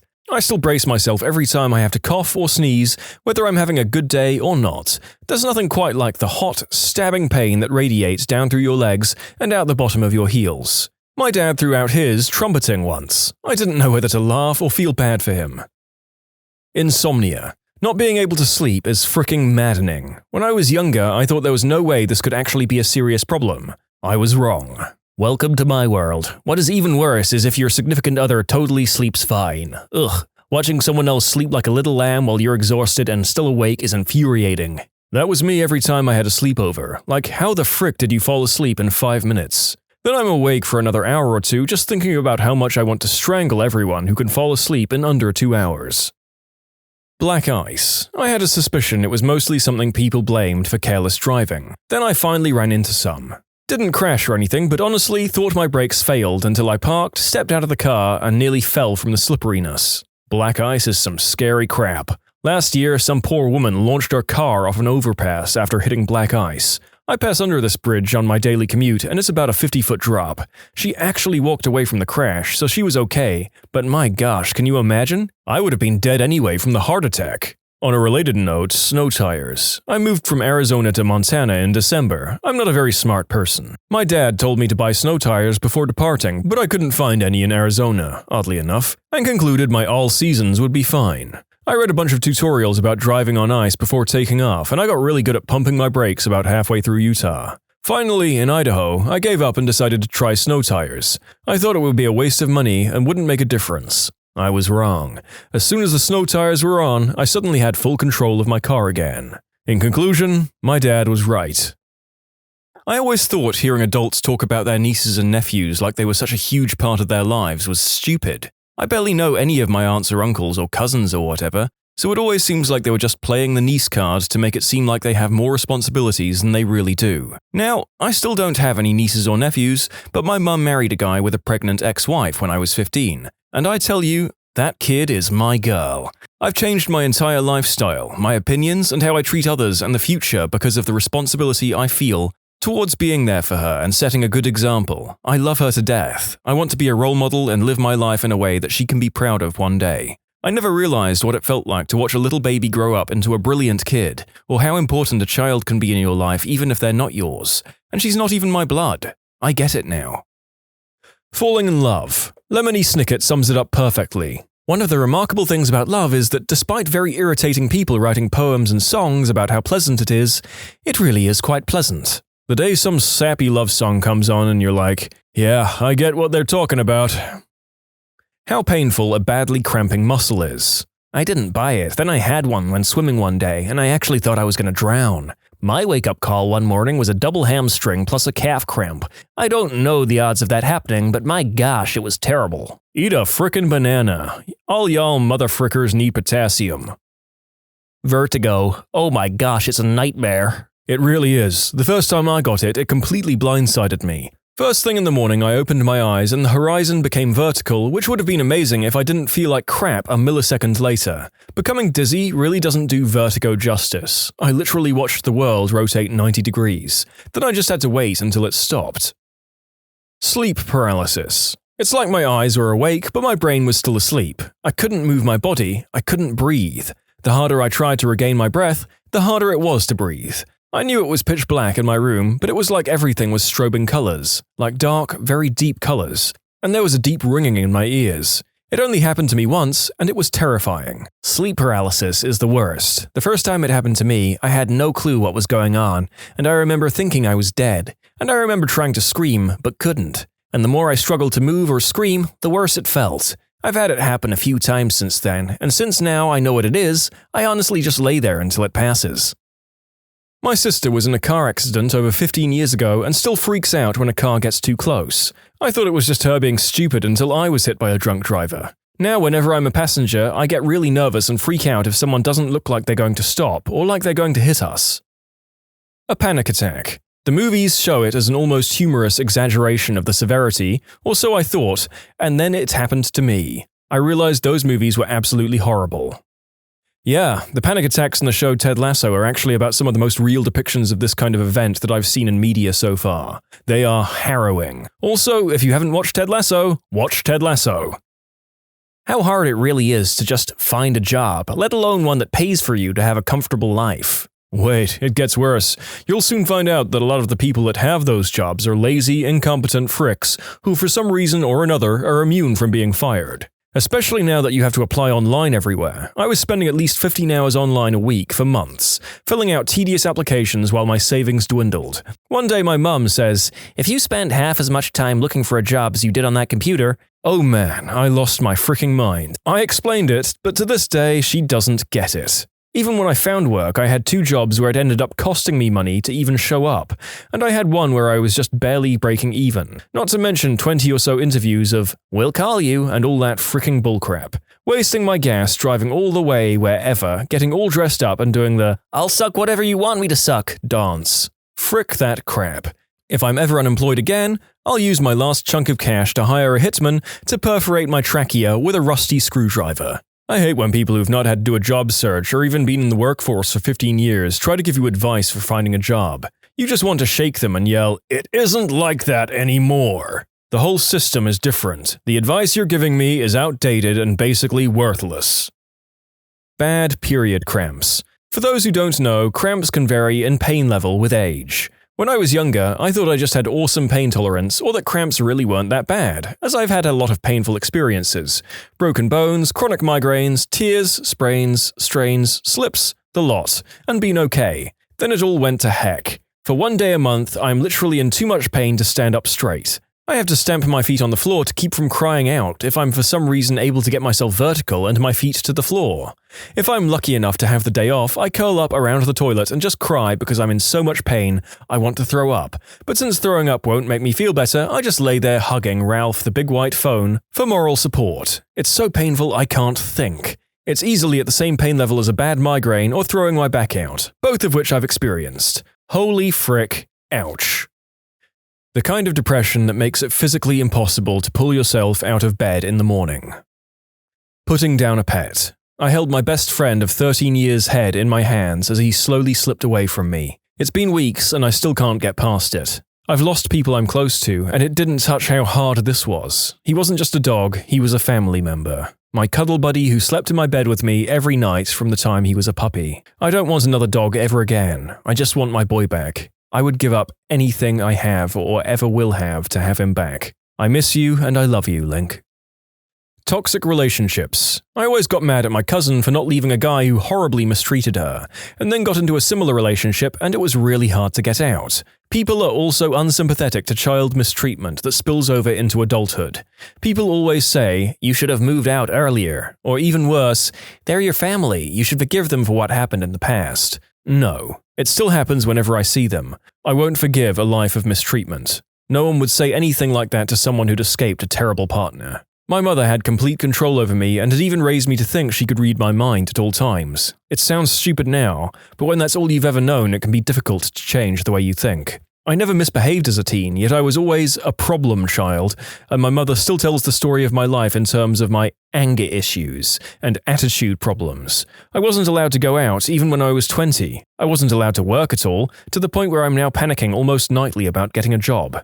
I was yelled at, hit, and subtly insulted to the point where I have no confidence in anything I do, even though objectively I know I'm capable of dealing with a lot. I have nightmares most nights about being trapped back at home. I get really jumpy when I travel alone because I was actively taught that women like me get taken advantage of for being stupid enough to go out without other people for protection. It really hurts too when people expect 20 years of horrible treatment to be fixed by 2 years with lower contact with the one who mistreated me. My friends get mad at me for being overly sensitive when they tease me jokingly. I was traumatized with similar techniques. It would just be nice if more people around me understood what it's like. The pain of getting cheated on, consequently realizing you can't trust a person who you've given your heart to.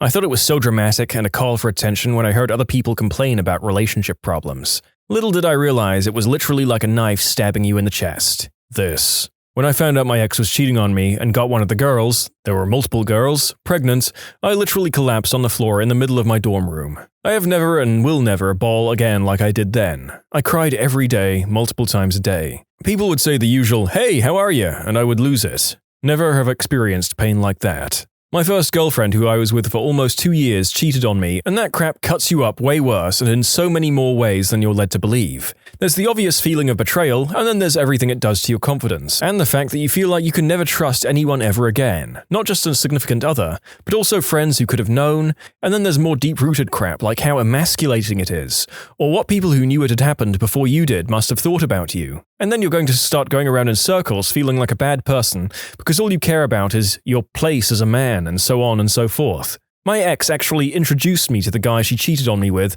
between the time it happened and the time that I found out. Even the slightest thought of what he must have thought of me at that point makes me want to flip my crap. Never cheat and never be the person that someone cheats on someone with. That crap doesn't just cut you up, it changes you for life.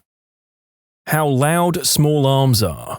I knew intellectually that they were noisy, but unconsciously assumed they were a movie or video game volume. Went to a firing range and shot a variety of them. Even with ear protection, they still feel overpoweringly loud, and it's clear as day you'd damage your hearing if you fired them without taking any safety precautions. Can't look at most movie gunfights the same again. Also, I had earplugs in and those gun range earmuffs over the top. Also, how hard it is to hit anything, especially with a smaller weapon like a gat. You think you're properly aiming down the sights, then you fire, there's a big flash and it kicks back in your hand, and you look at the target and realize you were way off. And that's taking your time in a controlled environment. I couldn't imagine trying to be accurate under pressure while trying to hit a small moving target, not without a crap load of training. Yep, being at an indoor range is one of the most disorienting experiences a man or woman can subject themselves to. I'm pretty sure that even with the proper protection, all regular patrons must need hearing aids later in life. Just Texas. Alright, I'm being a smart aleck, but I'm also being very truthful. I've lived in a number of different places because I was a military brat and a vagabond, and I've encountered a hell of a number of different people. As an adult, moving to Texas surprised me. I thought I'd find it had been exaggerated, but the appetites, the personalities, the pride, all of it are bigger in Texas. They freaking love their state. The pain you feel when and after eating a ghost pepper. I thought people on YouTube were just exaggerating to get views. I have an Indian flatmate who cooks with those. She must be immune because the other day I came in after work and suddenly it was like I'd walked into a cloud of napalm. I was on my knees coughing and crying and she just looked down from the pan and rolled her eyes. It's not that bad. I thought I was going to die.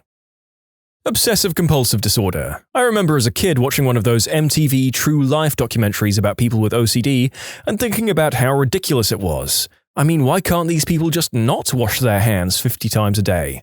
Why can't they just lock the door once and be done with it? A few years later, when I was around 16, I started to develop some strange habits. For instance, if I heard even just 1 second of any song on my iPod, I would have to listen to the rest of the song in its entirety, down to the last second.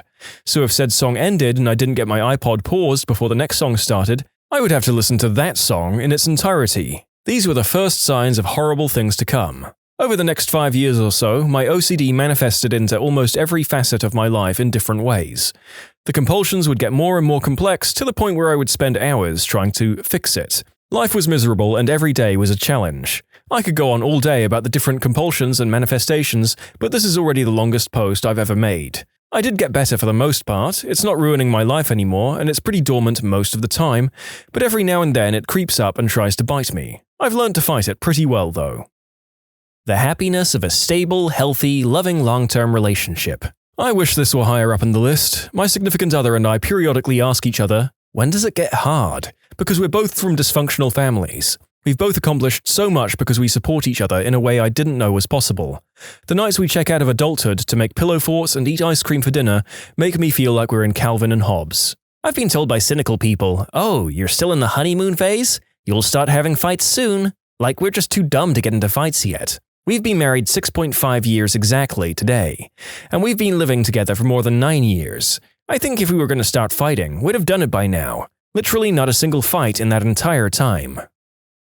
Not to me, but to a very close friend, getting taken advantage of on a date. She simply wasn't the same person anymore. She went into a shell and refused to even seek help. It took almost 2 years of convincing her to take her to a therapist, and 3 years after that for her to almost come back to her old self. But even now, she refuses to trust men. Getting a bad, we're talking 2nd or 3rd degree, burn. I've broken 3 bones, gotten a multitude of concussions, had surgery and much more, but when I got 2nd and 3rd degree burns on my chest, nothing compared. The pain is unending and you can't escape it. You know in movies when that scary monster or psycho murderer is coming for a character and they just freeze in their tracks? You start yelling at the screen, "Run away, moron!" Yeah, well, that totally happens if you get scared enough. Your whole body just freezes to the spot even when you desperately want to run. It's horrible. Walking home from the bus in middle school, I had to pass this enormous Rottweiler that lived in a small yard enclosed in a 3-foot fence. Not nearly enough to keep it in. The dog would bark furiously from the moment it saw me until I went out of sight. I was terrified every day. I generally like dogs, but there was no question that this one could maul me. Well, the inevitable happened and it jumped the fence. I tried to scream, tried to run, but couldn't do anything but cry. It was awful. I couldn't attract anyone's attention or help myself. I felt so scared and alone. Like you, I always thought it would be easy to get myself out of danger. It's not. Lucky for me, the Rottweiler wanted to only lick my hands and get a little pat. But man, was I scared. What was your funniest time walking in on somebody in the buff? I work at McDonald's, and one day while I was handing a woman her food, I saw that she was in the middle of sending naughty pictures of herself. When I was living in New Zealand, one night my roommate brought home a guy from a bar, and they did the deed on the couch. It just so happened that the couch was on the opposite side of the wall from my bed, so I heard it all. But that's besides the point. The next morning I woke up to a text from a different roommate saying that there was a clothless guy on the couch. I casually went to the bathroom to sneak a peek, and there he was, all in his glory, passed out on the couch. The roommate who brought him home was nowhere to be found. We later found her curled up on the bathroom floor, also in the buff. And now they're married. The end. That's not how you do a one-night stand at all. As a kid, I always went to summer camp in a different state, and we would often take multi-day canoe trips around the general area. On one of these trips, after a long day of paddling down a river, the trip leader decided to stop on an island and set up camp for the night. As the day progressed, the sunshine turned to rain, and before we knew it, it was a full-on monsoon. As me and a bunch of other boys huddled under a tarp, someone pointed out two people swimming on the other side of the river. We noticed it's two guys and a girl and continue to watch. Before we know it, the girl stands up, revealing she is completely clothless.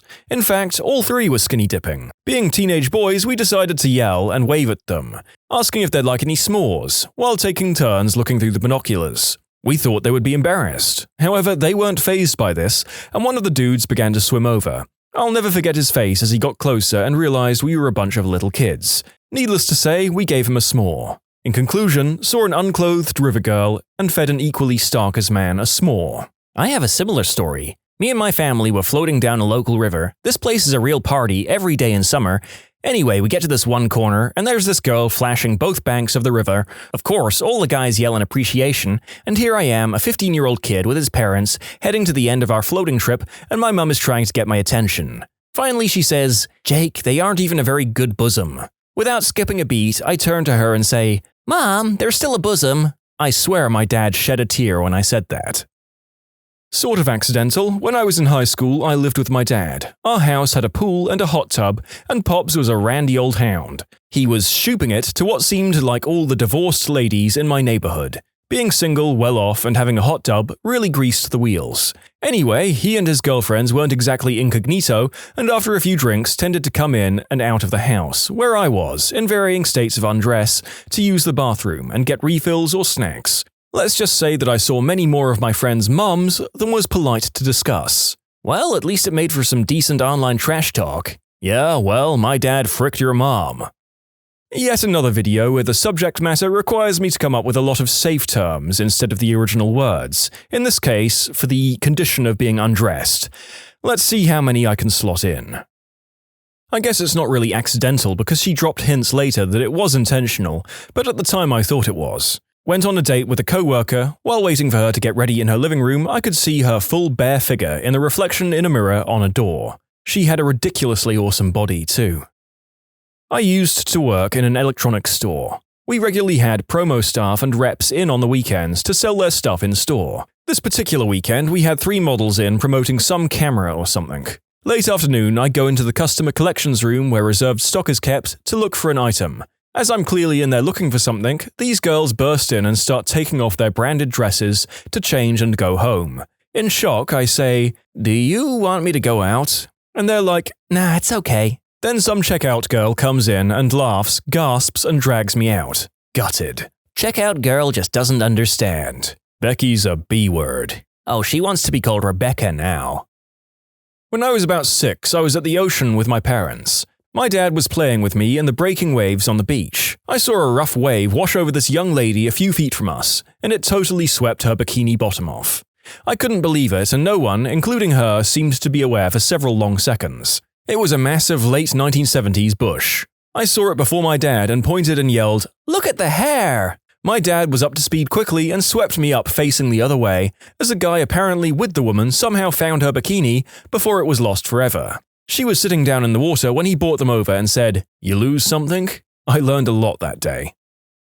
I was on a Mediterranean cruise in summer, so the top deck was filled with people sunbathing. This one lady with rather a large chest was sunbathing with her family, taking off her bikini straps, as some do to avoid tan lines, I guess. Anyway, she accidentally dropped it and I got a full-on view of one of her maracas. She looked around to see if anyone noticed, caught my eye, and gave me a cheeky grin before I looked away blushing. When I was working as a PA on a TV show, we filmed an episode at a fashion show. I spent the evening wandering around backstage getting models to sign releases. Most of them were undressed or half undressed. Best work day of my life. Was working in my fish and chip shop, and just across the road is a bunch of terrace houses. The windows upstairs start on the floor, but I assume the girl had no idea. My mum actually pointed it out to me, and it was a girl in her natural state in front of the window. The guys in the garage around the corner were walking down the street opposite of her window and got an eyeful as well. I later learned she was the sister of a guy I went to school with. Your mum is a bro. This was also one of my top "this crap just kicked in" moments. I was hiking Mount Lafayette and I knew that I was nearing the top. It's a decent hike, so I was pretty beat and ready for a break. On the last climb, I could see a large boulder up ahead that was sitting at the summit. I pushed forward a bit and looked up again toward the boulder. At the base of it was a gorgeous, mostly naked girl squatting down. I thought to myself, well, this is a hell of a reward for the hike. She then proceeded to stand, zip up a full Scooby-Doo costume and walk over to her friends. When I was a junior in high school, I had a math teacher that was probably in her late 20s or early 30s. One day, near the end of the first semester, she was wearing a dress of sorts. It was in Florida, so it wasn't getting cold at all, and she was just trying to reach something off the top shelf near her desk, when the two straps holding up her dress just snapped, and the entire dress fell to her feet. Sure, she was still wearing panties, but the dress didn't hide bra straps that well. And well, that was nice. I didn't have her the second semester, but from what I heard, she got in some trouble for wearing inappropriate attire for a teacher, and had been suspended for the first month of the semester. I installed security alarms, cameras, sensors, and locks. On one install, I placed a camera in the master bedroom like the husband had asked.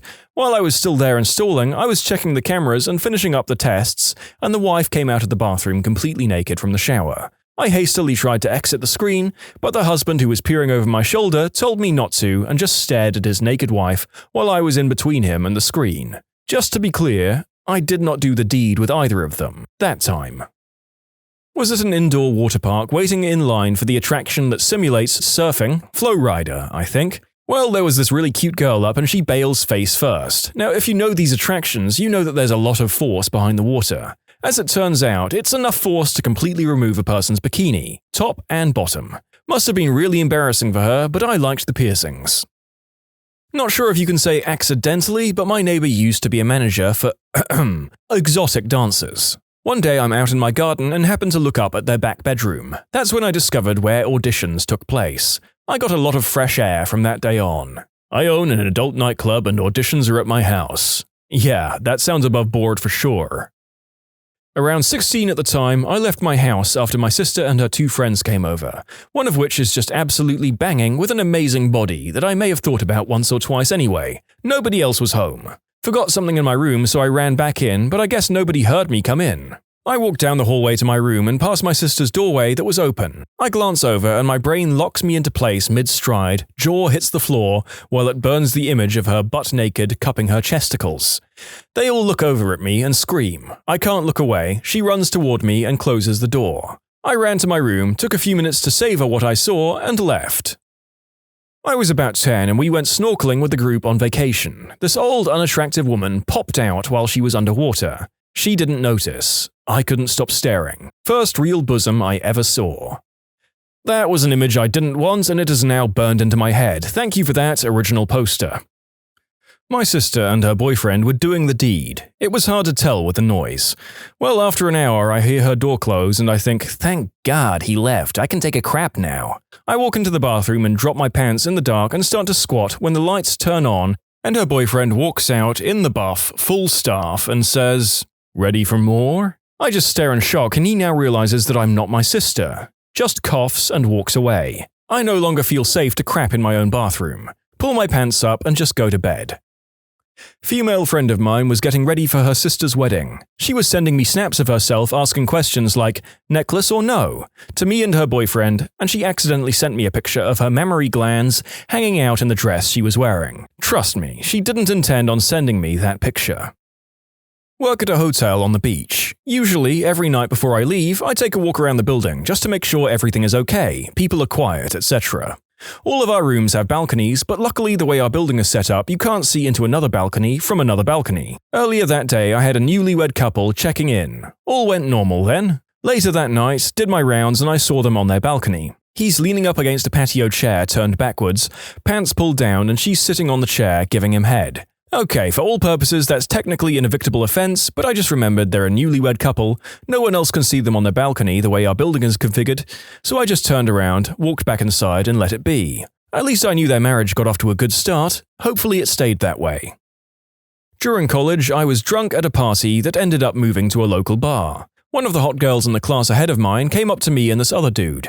The other dude, I guess, had a bet with her or something, and took her walking up as the perfect time to remind her. He said, "Remember, you still need to flash me." I might be paraphrasing. She gives him an annoyed look and then just flashes the both of us for a good 5 to 10 seconds. Very nice sight, would look again.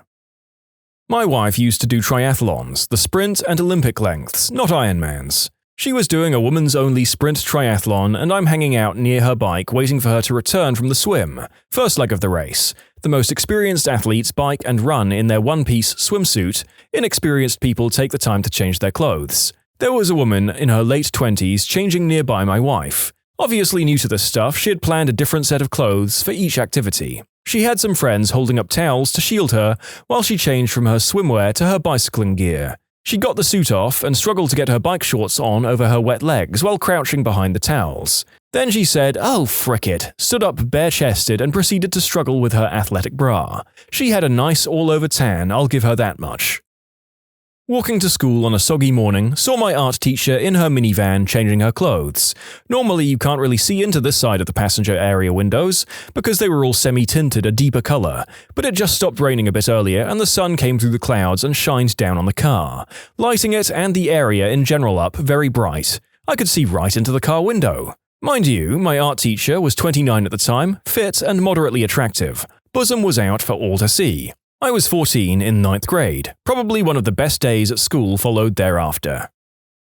I was in middle school and I was walking behind a girl in high school who was wearing a dress with no panties. The wind picked up when we got off the train and I thought I was the only one who noticed. She didn't even seem to care. Later, I found out that another boy saw it too and we're best friends to this day.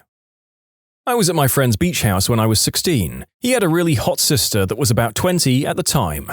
We were watching TV in the living room and she comes in to hang out with us wearing a t-shirt and loose-fitting boy shorts. Looked more like boxers, to be honest. She sat near me and put her legs up in such a way that I had a marvelous view of her lady parts through the baggy leg of the shorts. I tried not to stare, but it was pretty cool when I was 16.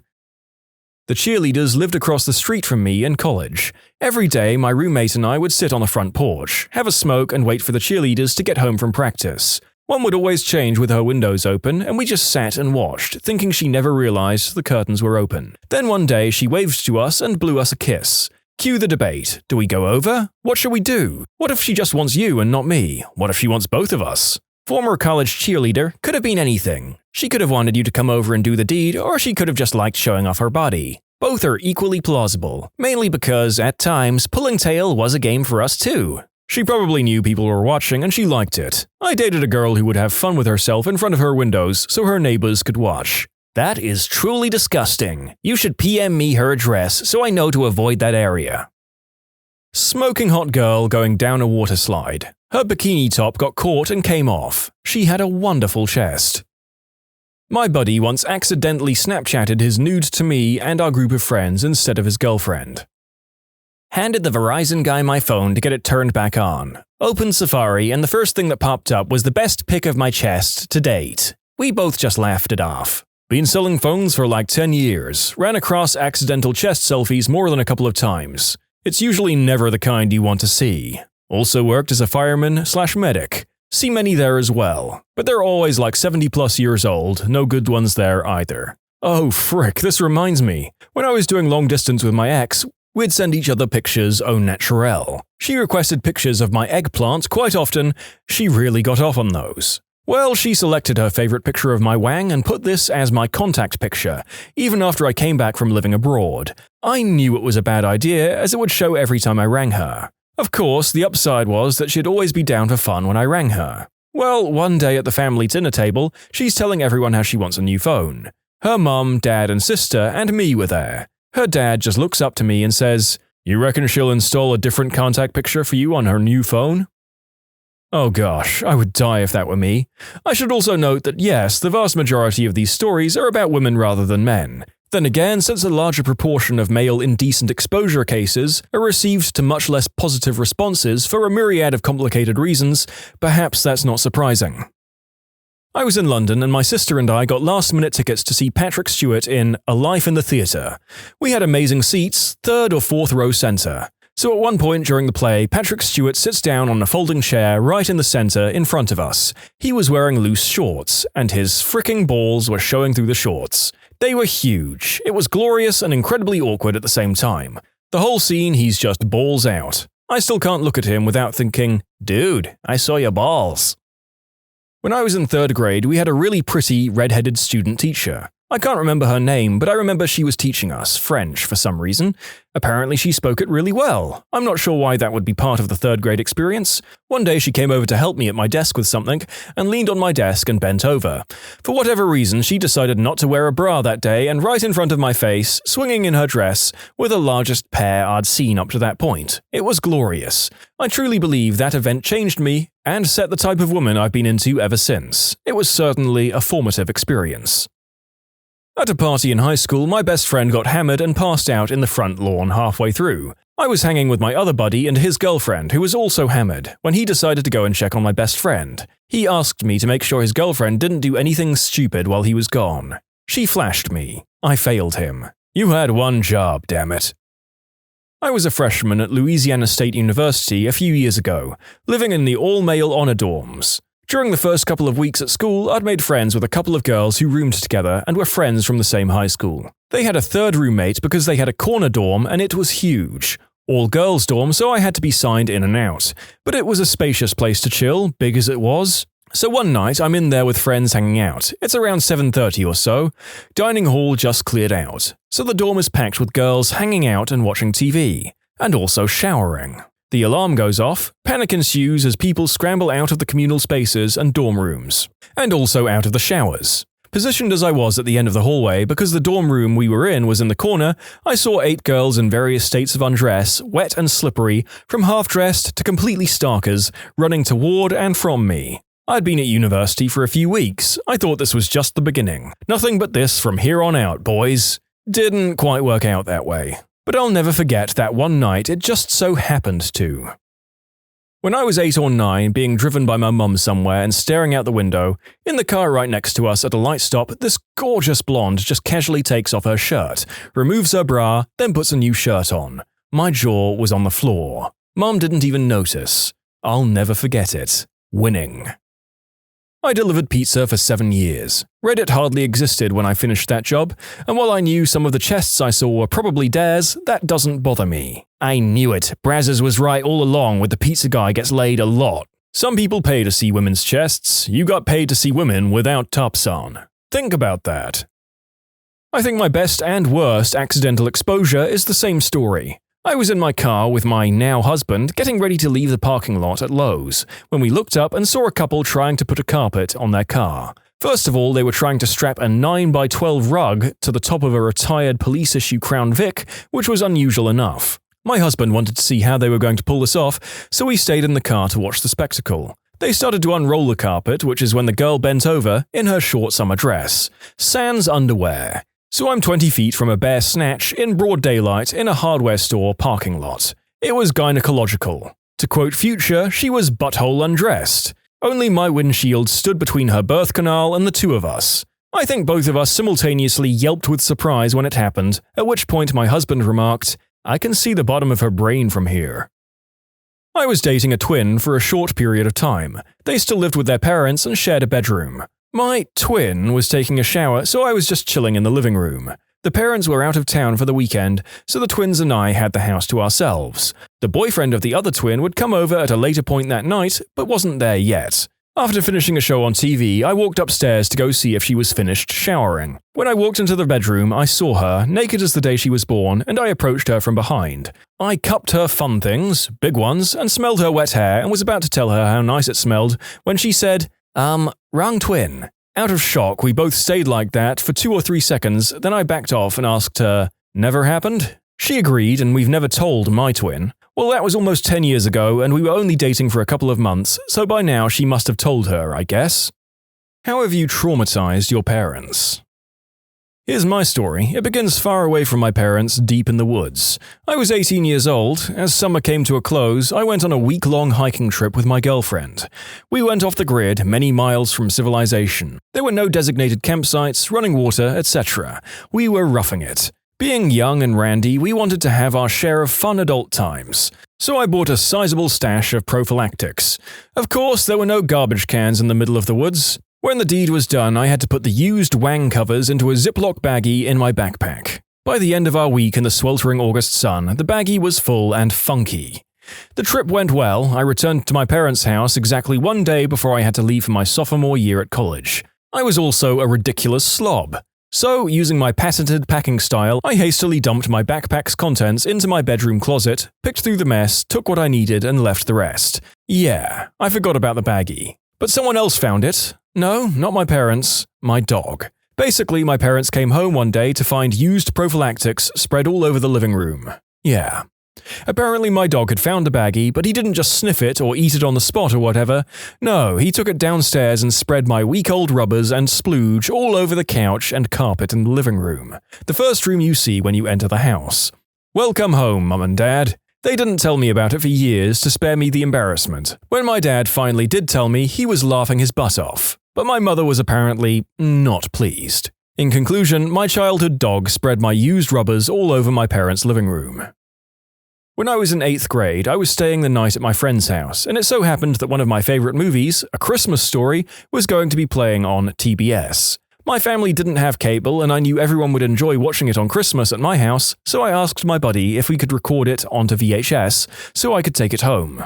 He grabbed a blank tape from his dad's office, popped it in the VCR, and we recorded Ralphie and his Christmas shenanigans. The following day, I went home and told my parents and siblings that I had a copy of the movie. They were ecstatic, and we all agreed to watch it the following week on Christmas Eve. Christmas Eve rolls around, and my parents, brothers, about 5 and 8 years old, sister, 7 years old, and myself gather around the TV to watch the movie. I rewind the tape to the beginning and press play. For the next 3 seconds, although it felt like an hour, my entire family and I watched a woman sucking a large male organ before it quickly cut to A Christmas Story. We'd obviously taped over one of my friend's dad's adult flick tapes. Nobody flinched. I looked at my parents, who had these bizarre frozen smiles as if nothing had happened, and everything was right with the world. My brother and sister continued watching the TV but had looks of bewilderment on their faces as they tried to process what they'd seen, while simultaneously trying to enjoy the beginnings of A Christmas Story. Nobody in my family has ever mentioned this event. I'm 30 years old now, and A Christmas Story is no longer part of our family Christmas tradition. Oh, sweet Lord, we've missed out on many great awkward family moments now that the age of the cassette tape has been and gone. We shall miss you, Old Faithful. When I was 15, I was just constantly in the mood all the time. I'd also never seen a male member other than my own or in an adult flick. These two things are important. So I have my group of friends, and one of my friends, who we'll call D, had older, cooler brothers. So they would get us adult flicks and we would trade with each other every so often. After a while, I had a collection of about 8 or 9 skin flicks, all VHS, hidden in a garment bag which contained a suit I never wore in my closet. I also had acquired a male enlargening pump. I know, laugh it up. Honestly, I thought it was small by comparison, but it was the kind that has a long cylinder and squeeze pump. This was also hidden in the garment bag along with rubbers and cigars. I just knew it was a genius hiding spot. Incorrecto. Come home from school one day with everything that was in the garment bag on the kitchen counter. Super busted, and my mum is freaking the frick out over the enlargening pump. It was like she'd found a severed head or something. She was mortified. She yells at me and says, "Wait till I tell your dad," and sends me up to my room. My dad comes home. I hear them talking, then I hear him ascending the stairs. I'm terrified. He opens the door with the biggest grin on his face, tells me not to worry about it, gives me my rubbers back, but says we have to throw the tapes and pump away. But he put them in a bag and put them on top of the garbage so I could retrieve them, and told me it was nothing, that I was a teenage boy and that my mum would never understand. My mum thought I was the devil, though. When we were about 5 or 7 years old, me and my brother discovered the similarities between ketchup and blood. Mum wasn't home yet, so we got some knives from the kitchen, all the ketchup we could find, cut some holes in our shirts for the knives, and staged a huge crime scene in the living room. We loved secretly watching the thrillers our parents used to see in the evenings from the living room door when we were believed to be in our beds, so we had some experience with a plausible scenario and put a lot of thought into it, creating a huge battle scene with blood on the walls, the couches, and of course, lots of ketchup on our motionless bodies in the center of the room. Mum kind of had a breakdown. You were a fricked up child. So when I was 16, I found out that who I thought was my dad was actually just my stepdad and not my real dad. Well, a sister I never knew about contacted me, and it turns out my real dad lived in a small town just 8 miles away from mine. Well, I met my sister and had her come over one day while my mum was at work. My mum came home early, and when I introduced my sister, I introduced her as my girlfriend. The look on my mum's face was priceless. That is beautifully evil.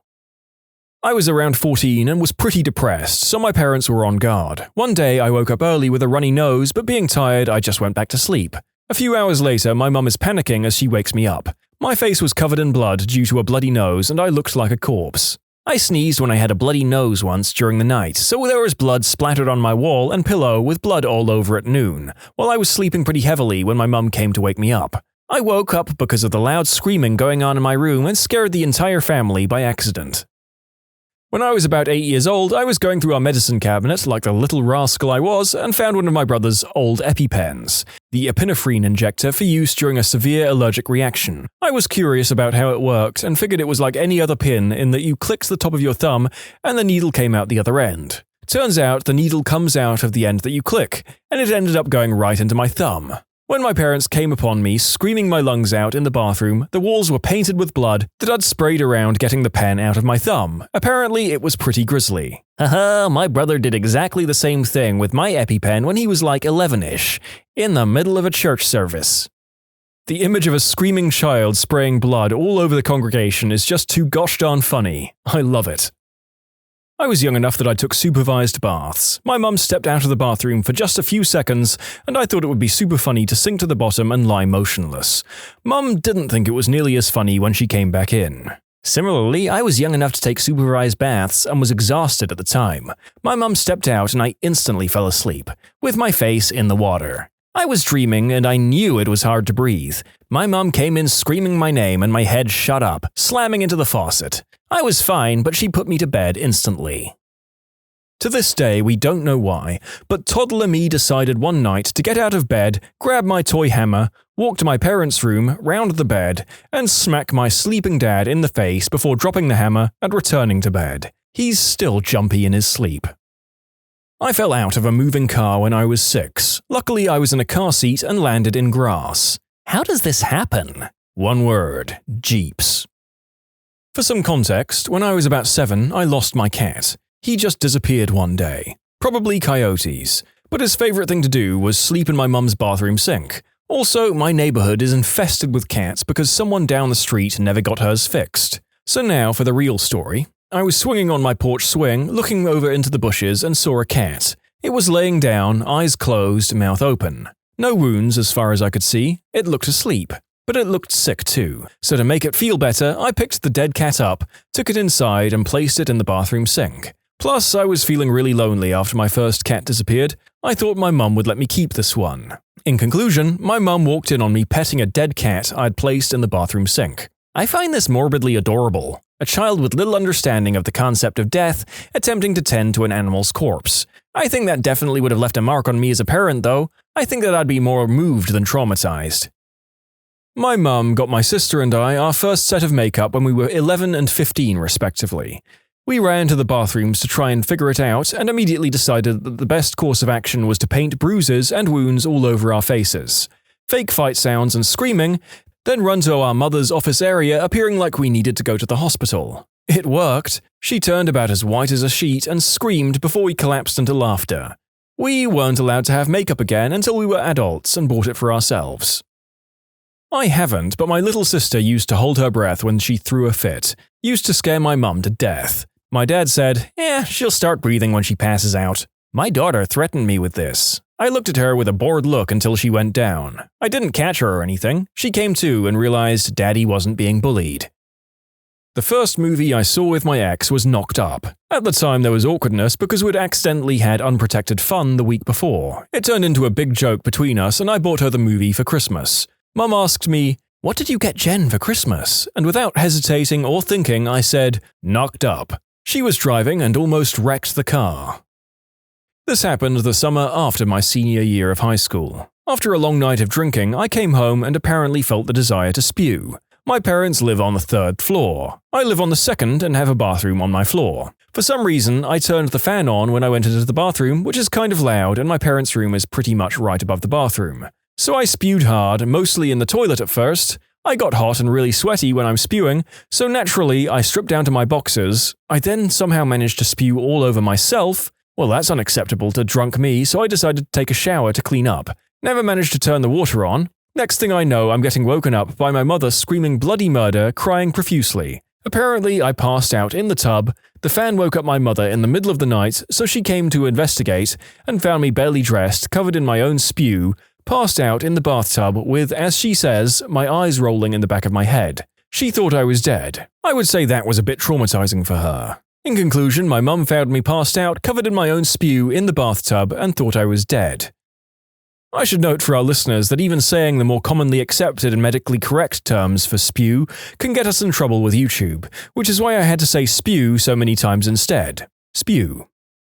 When I was in kindergarten, I made a friend while at school. We really hit it off, and she said she had a big bag of Halloween candy at home and offered to share it with me. It was a fairly short walk to her place from school, and from her place a short little walk home. So I head over to her place and completely forget to tell my parents where I went after school. I completely lose track of time. We ate candy and played video games. Her family must have thought my parents knew where I was. We played board games and ate dinner, and I didn't go home until after 9.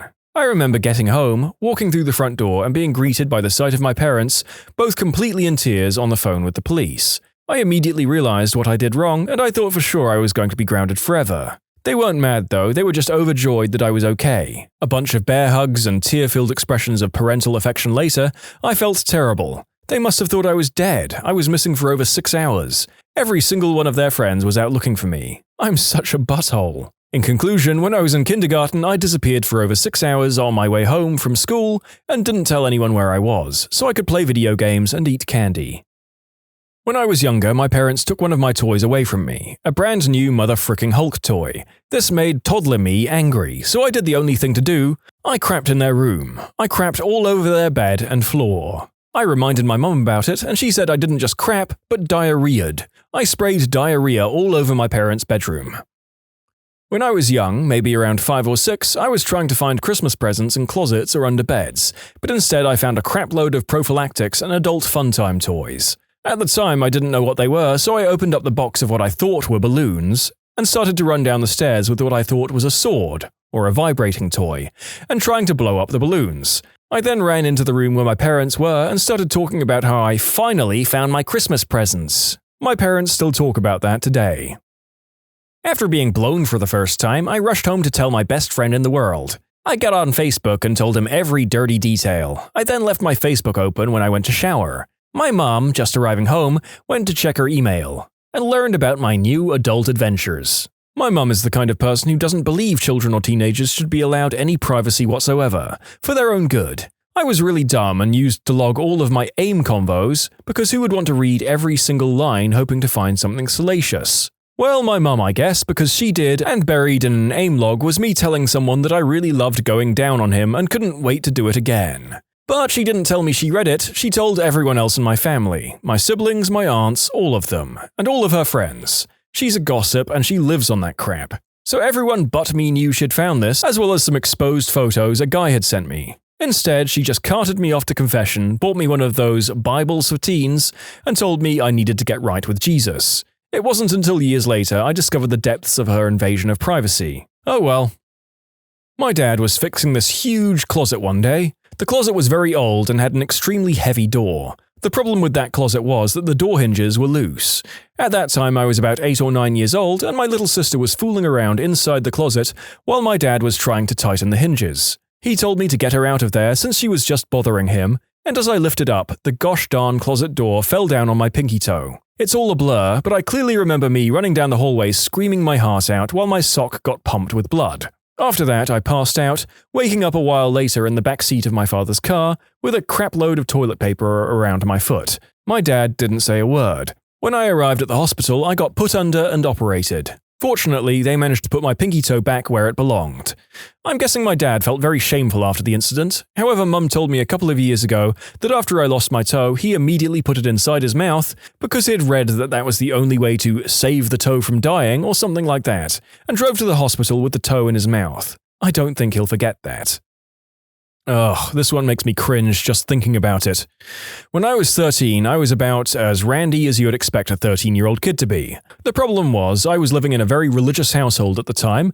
My parents go through phases. This was their religious phase. Luckily for me, it was while I was going through puberty. And my parents had an ironclad parental filter on the internet, so adult flicks were out of the question. So I decided to draw my own adult material. And I'm a pretty gosh darn good artist when it comes to drawing things that are right in front of me to look at. So what I'd do is I'd take magazine pictures of women who had relatively little clothing on and just edit out the clothing I was drawing. Well, of course, my parents found my stack of drawings eventually, which isn't too bad, I guess. My dad even said uncomfortably that I had some talent at drawing and should pursue it, just with a different subject matter. Here's the part that makes me cringe. My mother decided that one of the drawings looked too much like her. It was purely coincidental. It was literally a picture out of an advertisement that I had copied to the best of my ability. And she asked me, very uncomfortably, if I fantasized about her. Ladies and gentlemen, not much in the world makes you want to crawl into a hole and die more than when your own mother thinks you've been fantasizing about her. And I have cringed so far into my office chair that I'm in danger of becoming the world's worst transformer. Oh gosh, please God no, I want this story to be fake. You know how your parents told you to never run with scissors? Well, I didn't listen. I was running through the house like an idiot and I tripped on the scissors and they went through my front teeth and jammed in the back of my throat. Blood sprayed out of my mouth and my nose. It frightened my parents so much that my mum passed out, and when she fell, her face was smashed on the floor. So I had to get 3 stitches, and my mum had $30,000 worth of face surgery, so I figuratively and literally traumatized my parents. One time during my sophomore year in college, I'd been feeling guilty for not seeing my family very often, even though they lived 20 minutes away, so I decided to take them out for dinner. Since I had some extra cash, I thought it would be nice to take them somewhere better, so we all went to Black Angus. I thought it would be cool to bring my boyfriend that I'd been dating seriously for 6 months. No one in my family normally does this. I find out later that my dad was scared crapless that I was going to tell the family that I was either pregnant or getting married at the dinner. Well, crap. When I was 2 or 3, my parents had me in the backyard. I was running around and generally being a small child. You know how it is. Apparently, I saw something cool on the ground, and like most children, my first reaction was to put this fancy thing in my mouth. The fancy thing was bird crap. My mom screamed and took a hose to my mouth. Bonus, I'm a huge misophobe now. I call it Stunt Baby. My 4-month-old standing on my hand as I balance him and let people take pictures. I hated school in 4th grade. Terrible teacher, a few bratty other students, made going to school miserable. So I loved any excuse to get out of school for all or even part of the day, even if it was a doctor's appointment. One day, for some reason, my doctor's appointment was cancelled. I was having none of this. I barricaded myself in my bedroom, no lock on the door, just my desk chair and some other stuffed animals as a blockade, and screamed that I would rather die than go to school. My mum was freaked out, crying hysterically and everything. My poor dad having to deal with 2 hysterical women or girls at once. The next day, I had an emergency session with Mum's therapist. I traumatized my mother once, both times when I was about 3 years old. The first time we were walking through the Botanic Gardens and there was a wedding taking place. Apparently the bride was a large lady, and I piped up in my piercing little voice, "Mummy, look at that fat bride!" My mother grabbed me under one arm and ran away. She thinks the bride didn't hear, but she's certain some of the guests did. The second time I traumatized her, she took me to her work one day, and I met one of her colleagues. He was from Ghana and had very dark skin. Apparently I said, "Mummy, look at that dirty man." Mum said she just wanted the floor to swallow her up, but the guy handled it with exceptional grace and just laughed and said, "Don't worry, at least I can't blush." Yeah, I'm surprised I wasn't left at an orphanage after those 2 episodes. I now have kids of my own who are determined to give me my comeuppance. When my mum was dropping me off at preschool, I saw the father of a girl in my class who was black. I tugged on his shirt and asked him, "Excuse me, sir, are you Susie's dad?" "I sure am, why?" At this point, my mother was terrified to know what my next statement would be. "You have the same dark skin as she does." My mum was about to die until he responded, "Yeah, it runs in my family," while laughing. What was the best moments you've experienced while playing Dungeons & Dragons? The time we planned and executed a heist to steal a fortune belonging to our rogue's corrupt father. There was a lot involved, from using a magical bird familiar to recon the keep where the money was stored, to my shape-shifting character taking on the form of a guard to sneak some of us inside, to recruiting a posse of disgruntled locals to help us cart away numerous bars of silver and gold. But the best part was when, after we set off some magical alarms on our way out, the father rushed into his vault to check on his fortune and threw back the tarp covering his stack of gold and silver bars, only to find that the precious metal was all gone and the tarp was covering a live bear. Suddenly, bear. Did I mention it's a magic bear who often wears a sign saying, "Magic bear, do not eat"? As a willing forever DM, I would just like to say that I have been waiting with bated breath for this kind of story grouping to come up in my assignments. Huzzah! On to more D&D stories. My party went from revered heroes of the town they saved to hated outcasts with an official restraining order approved by the king himself when they tried to prank an old merchant and ended up murdering a beloved town elder, then trying to steal his mayorship. This sounds like someone had to roll more than a single one to accomplish that.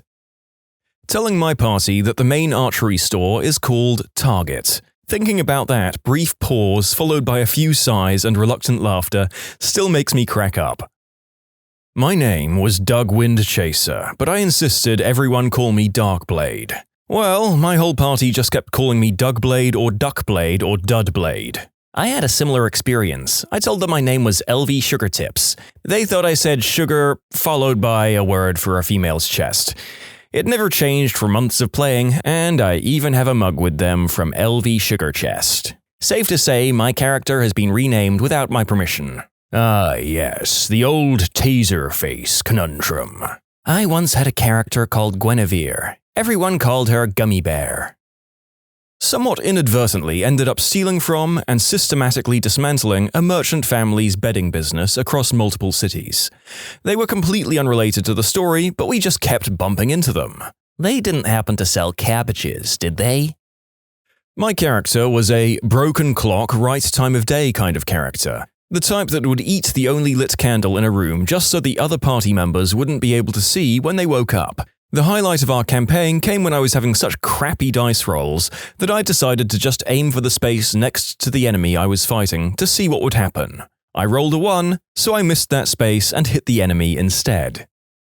On my very first D&D session, our party was going on a treasure hunt and had just encountered a monster the DM liked to call a knuckle dragger or something like that. He had intended us to fight it like a boss battle, but before we fought, our paladin intimidated it to stand down for a turn, so we all got a free action. Or at least half of us would, since the DM rolled and said it was so hungry that it will only be stunned long enough that it will run on hunger alone. This worked great for my character. I play a sneaky human monk with literally no backbone to her and who is now trying really hard not to fight the giant ogre creature we were looking at. Just before we encountered it, we had raided a goblin camp which included having a whole bunch of jerky with us. My free action was to immediately offer this knuckle dragger all the jerky we've got so that maybe it would get full and no one would fight. Win-win. A few lucky rolls later, the fight ends before it began, with a healthily fed knuckle dragger, some level ups, and allowing us to skip a few more traps in the temple. We adopted him, by the way. His name is George. The paladin feeds him. I'll always be happy about the time my party ran into some goblins hauling oil into a ship. They opened up a barrel of oil and tossed some on the goblins, and then lit them on fire. The goblins, not being that dumb, jumped in the water. So then the party dumped oil, using a floating hand to cover a wide area, all over the water and lit that on fire too. What did those goblins ever do to you? The ship was a pirate ship that was essentially holding the town captive. The oil was actually one of the reasons the pirates were raiding, since it was in high demand in the pirate stronghold. The goblins were essentially deckhands and a hobgoblin was the captain. It was a pirate-heavy couple of sessions. Ah, pirates. Outlaws' lives are forfeit. Carry on. Why are acts of painful, Geneva Treaty violating murder so much funnier when they're carried out in this game? I may never know because pausing to work out would stop my games being so hilarious. More nautical hijinks to follow. I was DMing a campaign with a new group. Only one guy had ever played before, 5 players total. They had a ship and were traveling by sea to new quests and transporting some goods for cash when they landed.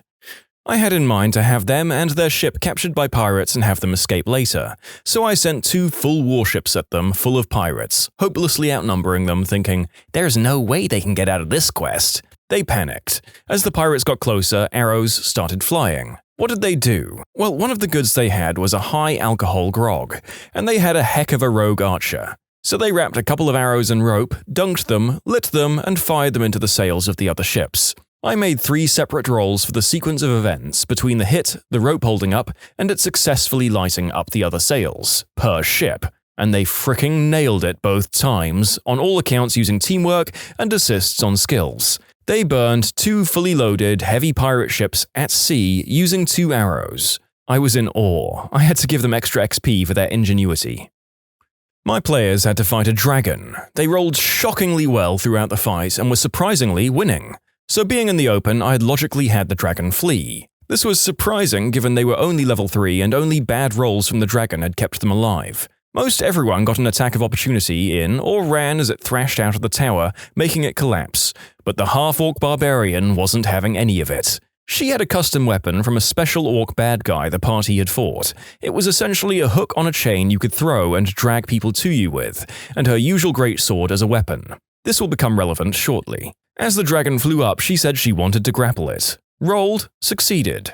Okay, you're holding onto its tail. She then spent the next couple of rounds as this massive dragon flew hundreds of feet into the air, climbing to the middle of its back. The dragon was rolling and thrashing, trying to throw her off, but she rolled great every time and hung in there. Then, she wanted to throw the hook and latch it onto the dragon's face or eye. Rolls a fricking 19. Hook lodged in the dragon's eye, and now she's riding it through the air like a venom-breathing bull at the world's scariest rodeo. Then she started hacking at the dragon's wing. At this point, she's like 300 feet in the air and is expecting this to just be a badass way to kill herself. First attack hits, okay damage. Second attack crits, almost max damage. I say that the wing shears free in a gout of blood, the brittle wing bones splintering under the mighty blow.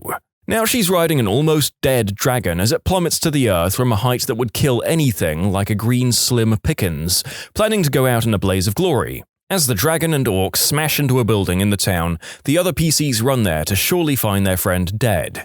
Well, half-orcs have a feature that makes them particularly hard to kill, and I figured the spirits she worshipped would be pretty gosh darn impressed by such a move, so I gave her one last chance. Roll a con save with disadvantage. For non-D&D players, this means you roll 2 20-sided dice and take the worst of the 2 rolls. First roll is a natural 20, everyone is laughing, saying if only it wasn't at disadvantage. Second roll, another fricking natural 20. Table loses its mind. The other characters dig through the rubble, and among what is left of the splattered dragon, they find a barely alive, unconscious half-orc barbarian with a giant grin frozen on her face. I ruled even with healing magic she'd be so wounded she needed a week to recover, so the party had to drag her around in a cart for a while. But thus began the reoccurring legend of Ure the Dragon Slayer through my games.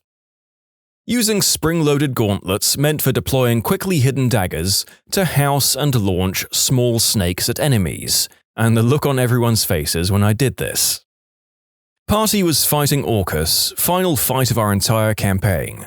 Fate of the universe resting on our hands. My bard had an ability that allowed me to replace up to 4 rolls with whatever I roll. Since it was just based on enemies in an area of effect, I was able to get 2 in each time. We kept a minion alive just for this. I also had an ability that allowed me to re-roll any d20 I roll 3 times a day, so I cheesed the frick out of those 3 abilities. Orcus ended up getting dominated, crit himself because I rolled a nat 20, and replaced his attack roll with it, made him fail his save with a super low roll. Then did the roll thing again, crit him again and made him fail, so he was essentially hitting himself for 3 rounds of combat, 2 of them being crits. He died from hitting himself, and my DM was visibly just, "God damn it." I'm not super good at the roleplay aspect of the game. I'm a new player, just under a year of playing, but my group disbanded after college ended. Anyway, my party was in a fight from a set-up stealth mission gone wrong. One person was unconscious, the other struggling, and I had the big muscular barbarian attacking me. My DM said he was a Russian Armstrong from Fullmetal Alchemist. I was pretty low on HP, and no potions or healing spells as the unconscious player was the cleric. Out of a random turn of events, I asked the DM if instead of attacking, I could use a charisma check to flirt with him. He said, sure. By the way, my character was male. Rolled a natural 20. We made out for 2 turns, and on the 3rd turn, I failed my roll, so he stopped kissing me and attacked me. On my next turn, I said, as my character, "I can't believe you. I thought you were different than the rest, that you and I could make all this fighting come to a standstill by the others, seeing the true love you and I had for each other.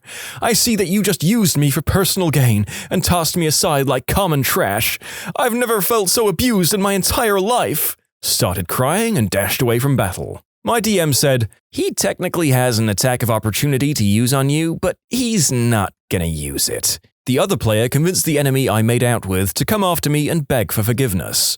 And he managed to take out one of the 2 people fighting him, and since the big barbarian had left, the other one got scared and ran. So we ended up winning the fight, I guess? The barbarian enemy became an unintended love interest for the next while, all because I didn't want my character to die. The old bard seducing an unlikely enemy trope. Even my biggest horn dog of a bard character has never gone so far as to try this, but I salute you for succeeding, my good fellow player. I always play with the same group of friends. They're good friends, but not the greatest D&D PCs. Said friends also have a tendency for their characters to change motivations rapidly without reason, even occasionally based on out-of-game info. I love my friends, but my patience was running thin with their "play whatever is the most convenient" attitude. In our most recent adventure, our party was mostly good, my witch being the lone, unknown holdout. Over the course of 3 to 4 play sessions, 6+ hours each, my witch began dragging each of the other characters towards evil. It started with simple acts like convincing the druid to summon squirrels to disarm a trap laid for us, and culminated in a cruel torture scene where I burned a man alive from the inside out to get info on our next target. After the deed was completed and no one stepped in to stop me, our DM announced that the entire team would have to shift their alignments to evil. They were all complicit and could no longer claim to be good. It was so satisfying to see my fellow PCs realize that the actions they took in character would have meaning, and they could not claim to be good while committing evil acts. Everyone's playstyle has evolved significantly since that point. Did you cackle in a suitable manner? You're gosh darn right I did. It was incredibly satisfying to watch them struggle with the implications it had on their characters. And for the record, I wasn't attempting to strip them of their agency. I only convinced the DM to change their alignment because they had the choice to stand up against me on multiple occasions, and time again decided to say and do nothing. I wanted them to show me how good they were, but there wasn't much to show. One of our party fell into a river while we were crossing the ford. She rolled a 1, a critical danger roll, and fell into the rapids and was washed downstream. Our DM was lenient about it and really didn't want her character to die yet, as it was our first epoch of the game. So he said to her, "Roll to see if you can cling onto a branch and pull yourself out." She rolls a 1. DM is like, "Okay, so the branch broke and you're getting pulled further downstream. Roll again to see if you can swim to shore." She rolls a 1. DM. "Wow, okay, so you see a bridge coming up. Roll to see if you can hang on to the side and pull yourself out." She rolls a 1. DM. "Are you kidding me? Okay, you missed the bridge, but there's an island in the river and you reach it exhausted. Up to you guys to see if you want to rescue her." Everybody agrees. We throw a rope to her to get her back across. DM. "Okay, so roll to see if you grab the rope." She rolls a 2. DM. "Okay, so roll again." Rolls a 3. "This is insane. Okay, roll a D8 to see if you grab the rope." She rolls a 6. DM. "Hooray! The team pulls you to shore. You survive. Somehow. You have acquired a new nickname, Toe-Rag the Luckless." Probably when we met a friendly yet clearly evil lich in a tower. The poor paladin, the only good aligned character in a party of mostly evil, slightly trolly players, of course attacked him before we could talk to him and work out whatever we were here for. Whatever, all good with us, we helped him kill the lich.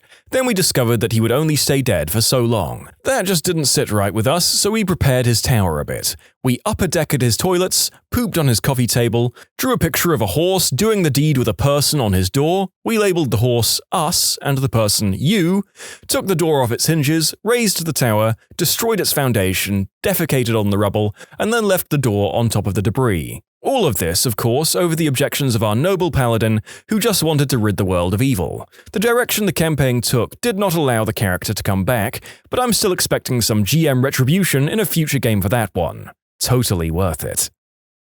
My first campaign was with some twisted but hilarious friends. We had a couple of people with really high charisma and used the local townsfolk in unspeakable but efficient ways. At one point, we were accompanied by a local dwarven smith, with a martial past of some sort, and we needed to explore a creepy cathedral. Having heard some horrible skittering coming from the entrance, none of us wanted to go first, so we got the dwarf drunk and spoke of glory to be won in leading a courageous charge. Not content to simply scout, we also managed to hide several bottles of highly flammable liquid on him, for after the great victory, and poured a drink over him for luck. When he made his brave and glorious charge, a fire arrow in the back turned him into a rather unwilling bomb, and cleared out a nasty nest of spiders that lay in wait. Our paladin was lawful good, but also hopelessly gullible, and went along with our depraved deeds without complaint. Our second and more horrible transgression was just soon after this fiery escapade, when we used a local boy who had been helping us to find his friend as a fishing lure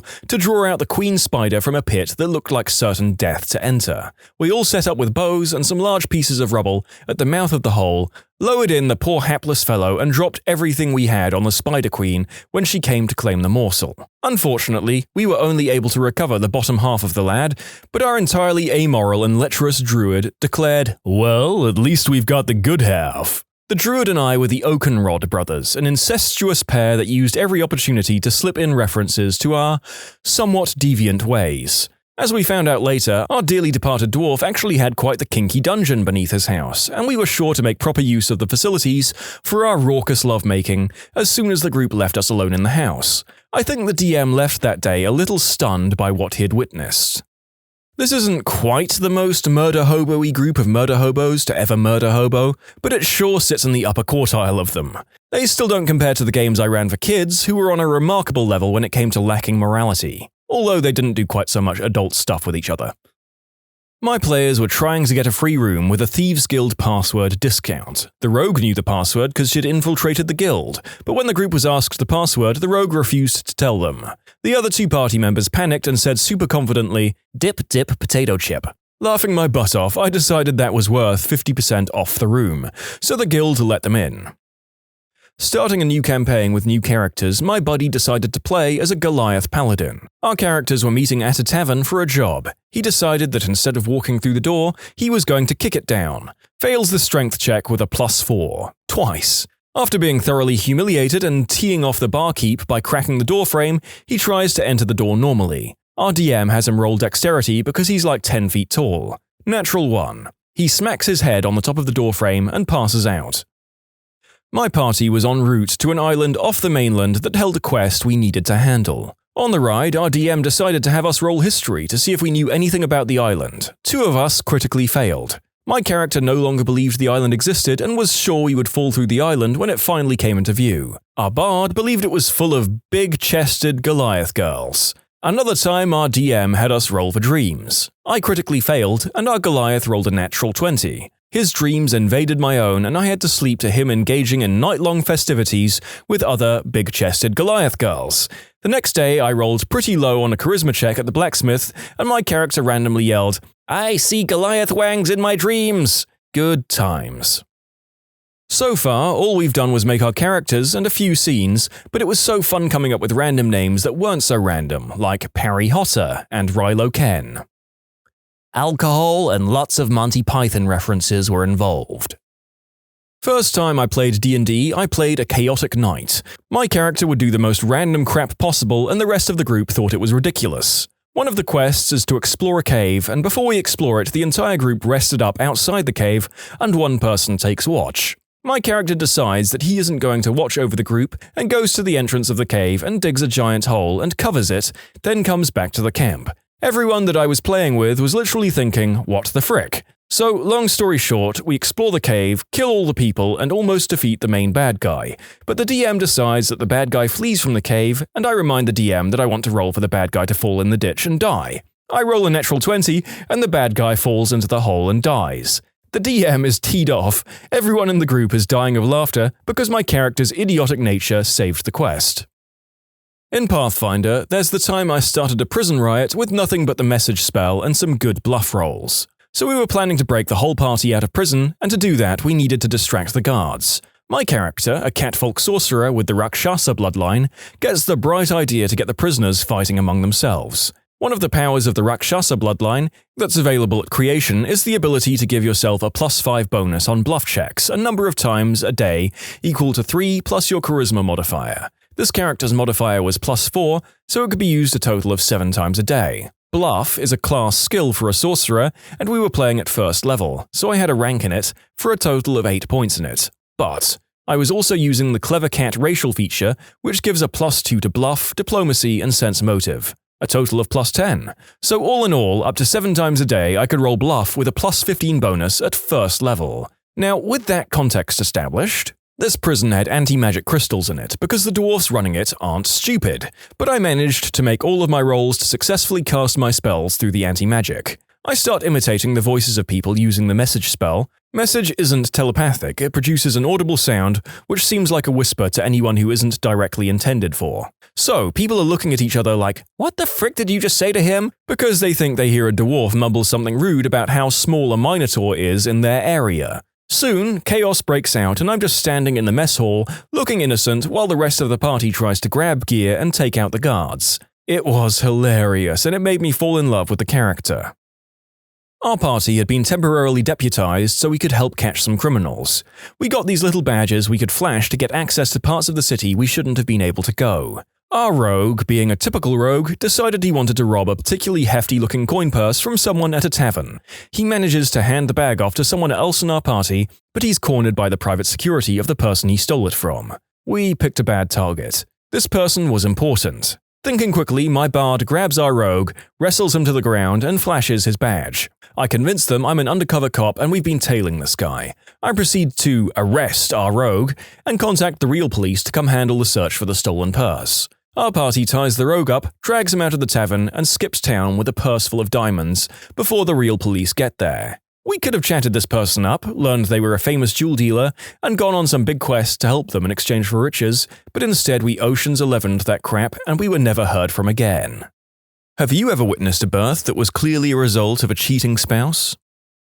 It wasn't at the birth, but I used to work for a urologist who did vasectomies. He did a vasectomy on a guy, then did the requisite 3-month and 6-month fertility follow-up test to make sure it worked. The 6-month test showed no sperm, so the guy was all set to not father children. Fast forward 2 years and he calls my surgeon fuming, ranting and raving about how they messed up the vasectomy and now his wife is pregnant. So Doc orders another fertility analysis. Of course, it comes back totally negative. A very awkward conversation ensued in the exam room that I'd have paid anything to eavesdrop on. The best part is, the couple left the office teed off, with the wife sticking to her story that she would never cheat on her husband, and the husband in complete denial that she'd ever lie about that. Last I heard, they were gearing up to sue or something, but I don't work there anymore, so I don't know what happened. Not 100% sure how those tests go, but I just laughed out loud at the thought of some dude angrily tugging away like, "Not my kid, I'll show you." These stories remind me of something I experienced firsthand the day after my son was born. Nurse: "So, your baby's blood type is A negative. Wife: "Like me." Nurse: "And daddy?" Me: No, I'm an A+. Nurse: "You must be mistaken, that combination isn't possible. I'll leave you guys to it." Me: pulls out phone and frantically Googles baby blood type combinations. Disclosure: the nurse was wrong. Props for checking first before attacking your wife. Yep, that's why he checked first, but if he attacked her straight away like some guys in these stories, they'd have one hell of a marriage to repair afterwards. A patient asked if both possible fathers could be in her C-section so that neither would miss the birth of his child. They'd figure out the details later. After a lot of careful consideration, because it did seem like a semi-reasonable plan, the answer was no because it was too easy to imagine many scenarios in which a fight might break out in the OR and instruments go flying. Also, there's a pretty strict rule about only one person allowed with the patient in the OR. In the end, she brought her mum. You know what? Out of all the outcomes here, I think they definitely settled on the most sensible one. Possibly the only sensible decision leading up to that baby, who knows? We don't know the full story. A friend of mine went through it. He went down a dark path of substances and we'd lost touch after a big fight about how he was messed up all the time and he was wasting his life. He contacted me out of the blue to say that I was right. He needed to step up and be responsible, and that he'd quit everything cold turkey because he was going to be a dad. Apparently, he was going to help his girl get sober and they were going to have this kid and get married. He really got his crap together over the course of the pregnancy. He was clean, got a job, and got a nice place to live. She was not so dedicated. She continued to use all kinds of substances throughout the pregnancy. She ended up going into labor early at 26 weeks. She gave birth to a premature, addicted baby boy. He went directly into the NICU. She stayed at the hospital and visited the NICU until she was released. She then disappeared. She never visited the baby, never called to check on it, didn't go home, just fell off the face of the planet. He, however, spent every spare second at the NICU with that baby. However, as the weeks passed, it became pretty obvious that the baby wasn't his, as skin tone evened out and hair came in. Chick was blonde with blue eyes. My friend is super pale blonde with blue eyes as well. The baby was clearly half Hispanic. He wanted to adopt the baby, but they wouldn't let him. The state took it and it went into foster care. It totally messed him up for a long time. He relapsed for a while and got into a bad car accident. He spent some time in the hospital and then got everything back together. He's married now to a really nice girl and rapidly had 4 kids that are his with another currently on the way. Isn't that just the worst thing? What was so different about him than any other potential adoptive parents? At least he'd been there the whole time. At least he cared. Did they really think putting the baby into a convoluted foster system was the best thing for him? Glad the dude's doing well though. Probably his history with addiction, which may have come with some legal troubles, which worsens the situation in the eyes of CPS. When I was born, my father was 100% certain that I was not his because his blood type and my mum's blood type couldn't have produced me. He punched a hole in the wall in the hospital and yelled at my mum refusing to sign the birth certificate because I have A positive blood. My mum has 0 negative and he was positive that he had AB negative because that's what his brand new dog tag said. He was in the army at the time. Turns out they'd misprinted his dog tags. All his old tags said A positive. In conclusion, a typo on my dad's army-issued dog tags almost caused my parents to divorce. To be fair, a misprint like that could kill him in other ways. But it's absolutely possible for an O negative and an AB negative parent to have an A negative baby. Like the only 2 blood types that couple could produce are A negative and B negative? Do you mean you've got an A positive blood type? I'm not a doctor, but when my godson was born, the nurse told us about this guy who had gotten 2 girls pregnant at the same time. They both wound up in the hospital just down the hall from each other, giving birth hours apart. What a lucky guy. When my mother was giving birth to my little sister, my paternal aunt was also giving birth to my cousin in the same hospital. My dad was back and forth between the 2 rooms often enough to get some looks from the hospital staff. Funny story that reminds me of this. My husband, then boyfriend, was in the process of getting divorced when I found out I was pregnant. His soon-to-be ex-wife found out a month later she was also pregnant from a guy she'd had a one-night stand with, not my husband. Prior to this, she was refusing to sign divorce papers because she hoped to reconcile even if he did have a pregnant girlfriend. Obviously, it wouldn't work out since she got knocked up by another guy, so she finally signed them. The similar part is that our due dates were 11 days apart.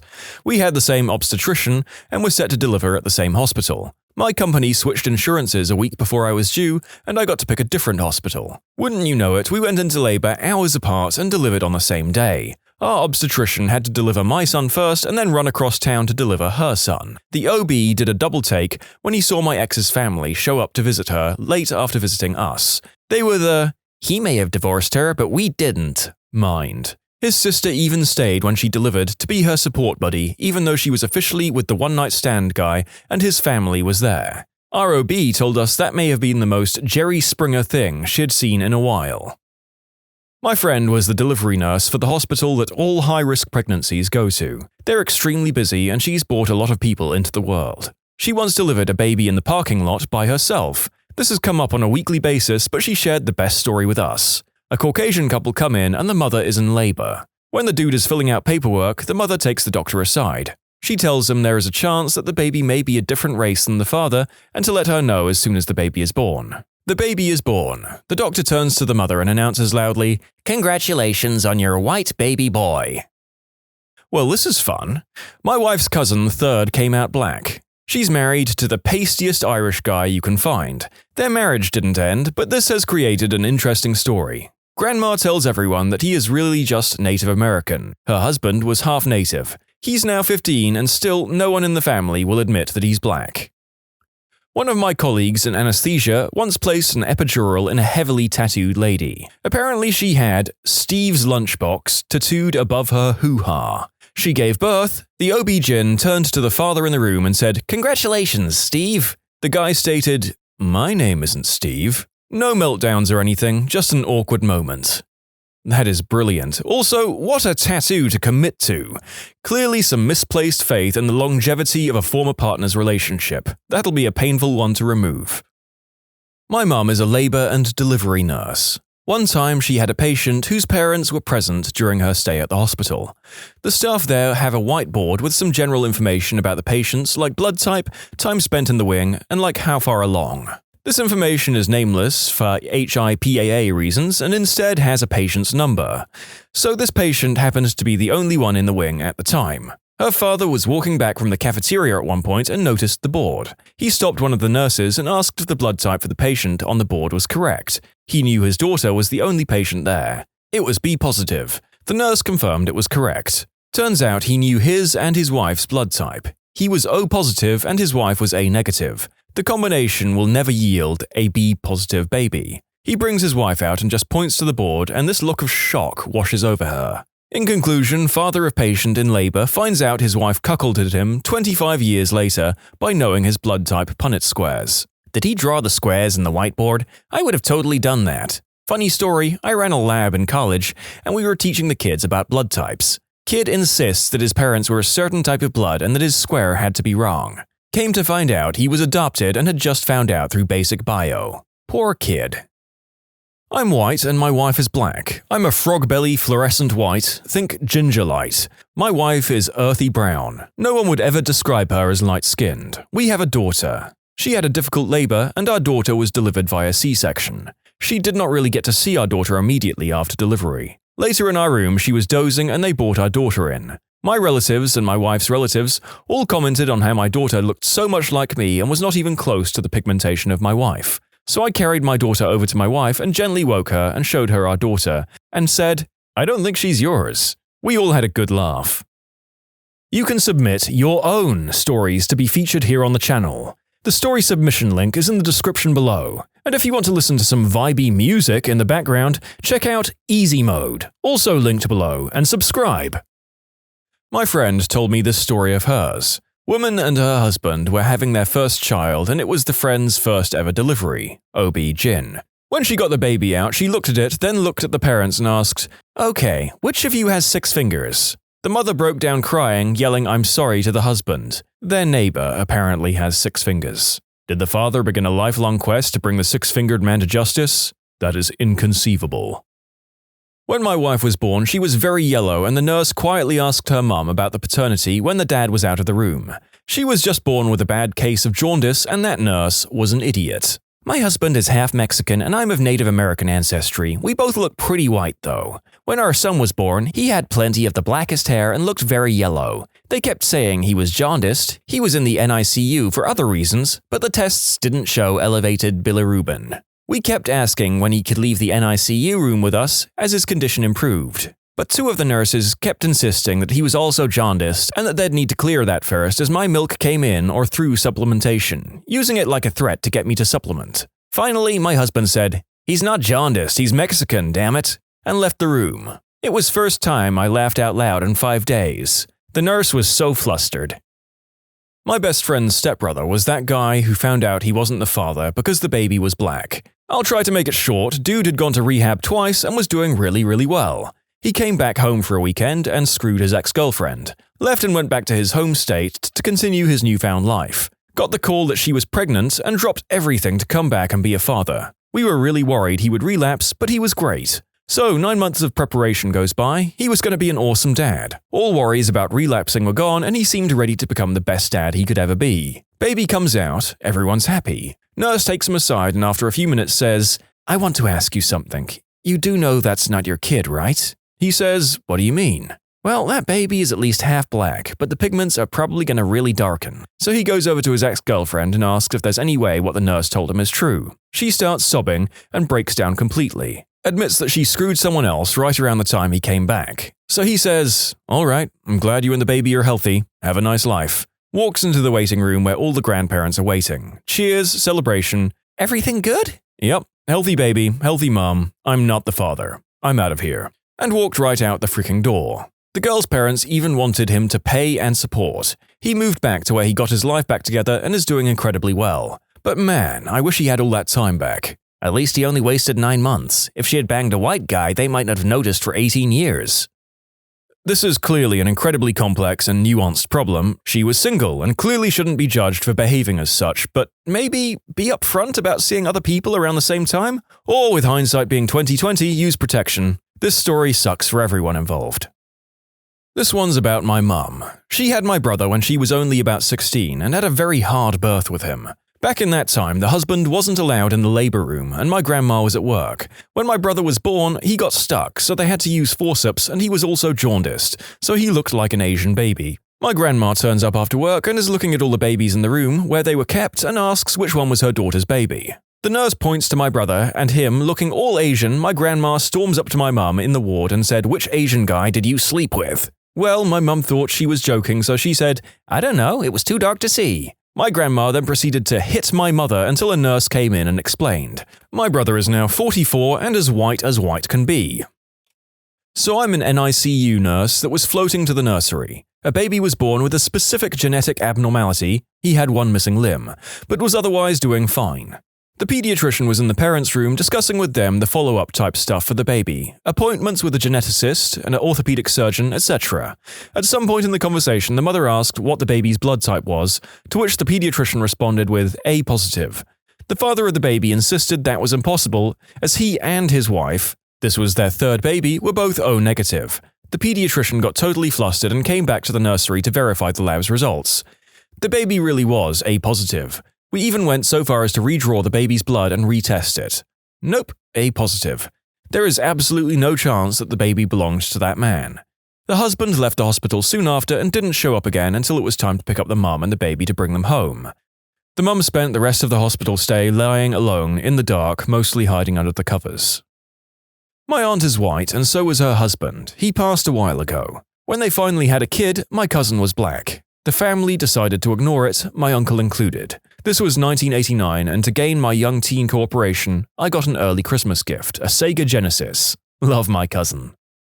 Not me, but this was an odd one that I heard because I casually knew one of the parents. The father, to be exact. He came in freaking out because his wife had a kid. Well, he was white, she was white. The kid was born with a very dark skin tone. He instantly dumps her and starts filing for divorce. She has no idea what the heck happened. She forces a DNA test on him before she'll do anything. 3 months later, well, turned out it was his kid. Her parents, his parents, everyone, think he is a butthead. His mother apparently had a black grandmother. So the genes came through extra strong somehow in their kids so many generations down the line. Safe to say they're going through a heck of a lot of therapy. She never cheated on him and he never believed her despite all her serious protests. Been about a year now and it's better but still not perfect. This happened to my brother's friend. His mother didn't tell him his father was black, so he grew up believing he was white. He got his girlfriend pregnant and the baby came out looking more black than he did. He stormed out, broke up with her, and kicked her out. After that, he confided in his mother about the situation, and that's when she broke the news to him.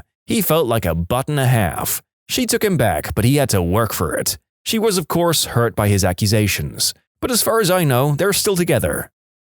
My dad was a doctor and he never told me about any meltdowns, but he told me they would deliver a lot of babies for unprepared parents. Teenagers, mums and dads with obvious substance or alcohol problems, legal problems, etc., generally not ready to raise a kid. For every one of those risky couples, it was usually teen parents who were 16 or 17, he would take a picture of the new mum and dad together holding the baby a couple of hours after the birth. Then a few weeks later, he would send the picture to them with a short note about how they'll make great parents and the baby is counting on them and just inspiring words in general. He has a whole photo album of the new mums and dads holding their baby in the delivery room when he was a doctor. And I have to say, it is some outstanding photography. Amazing stuff.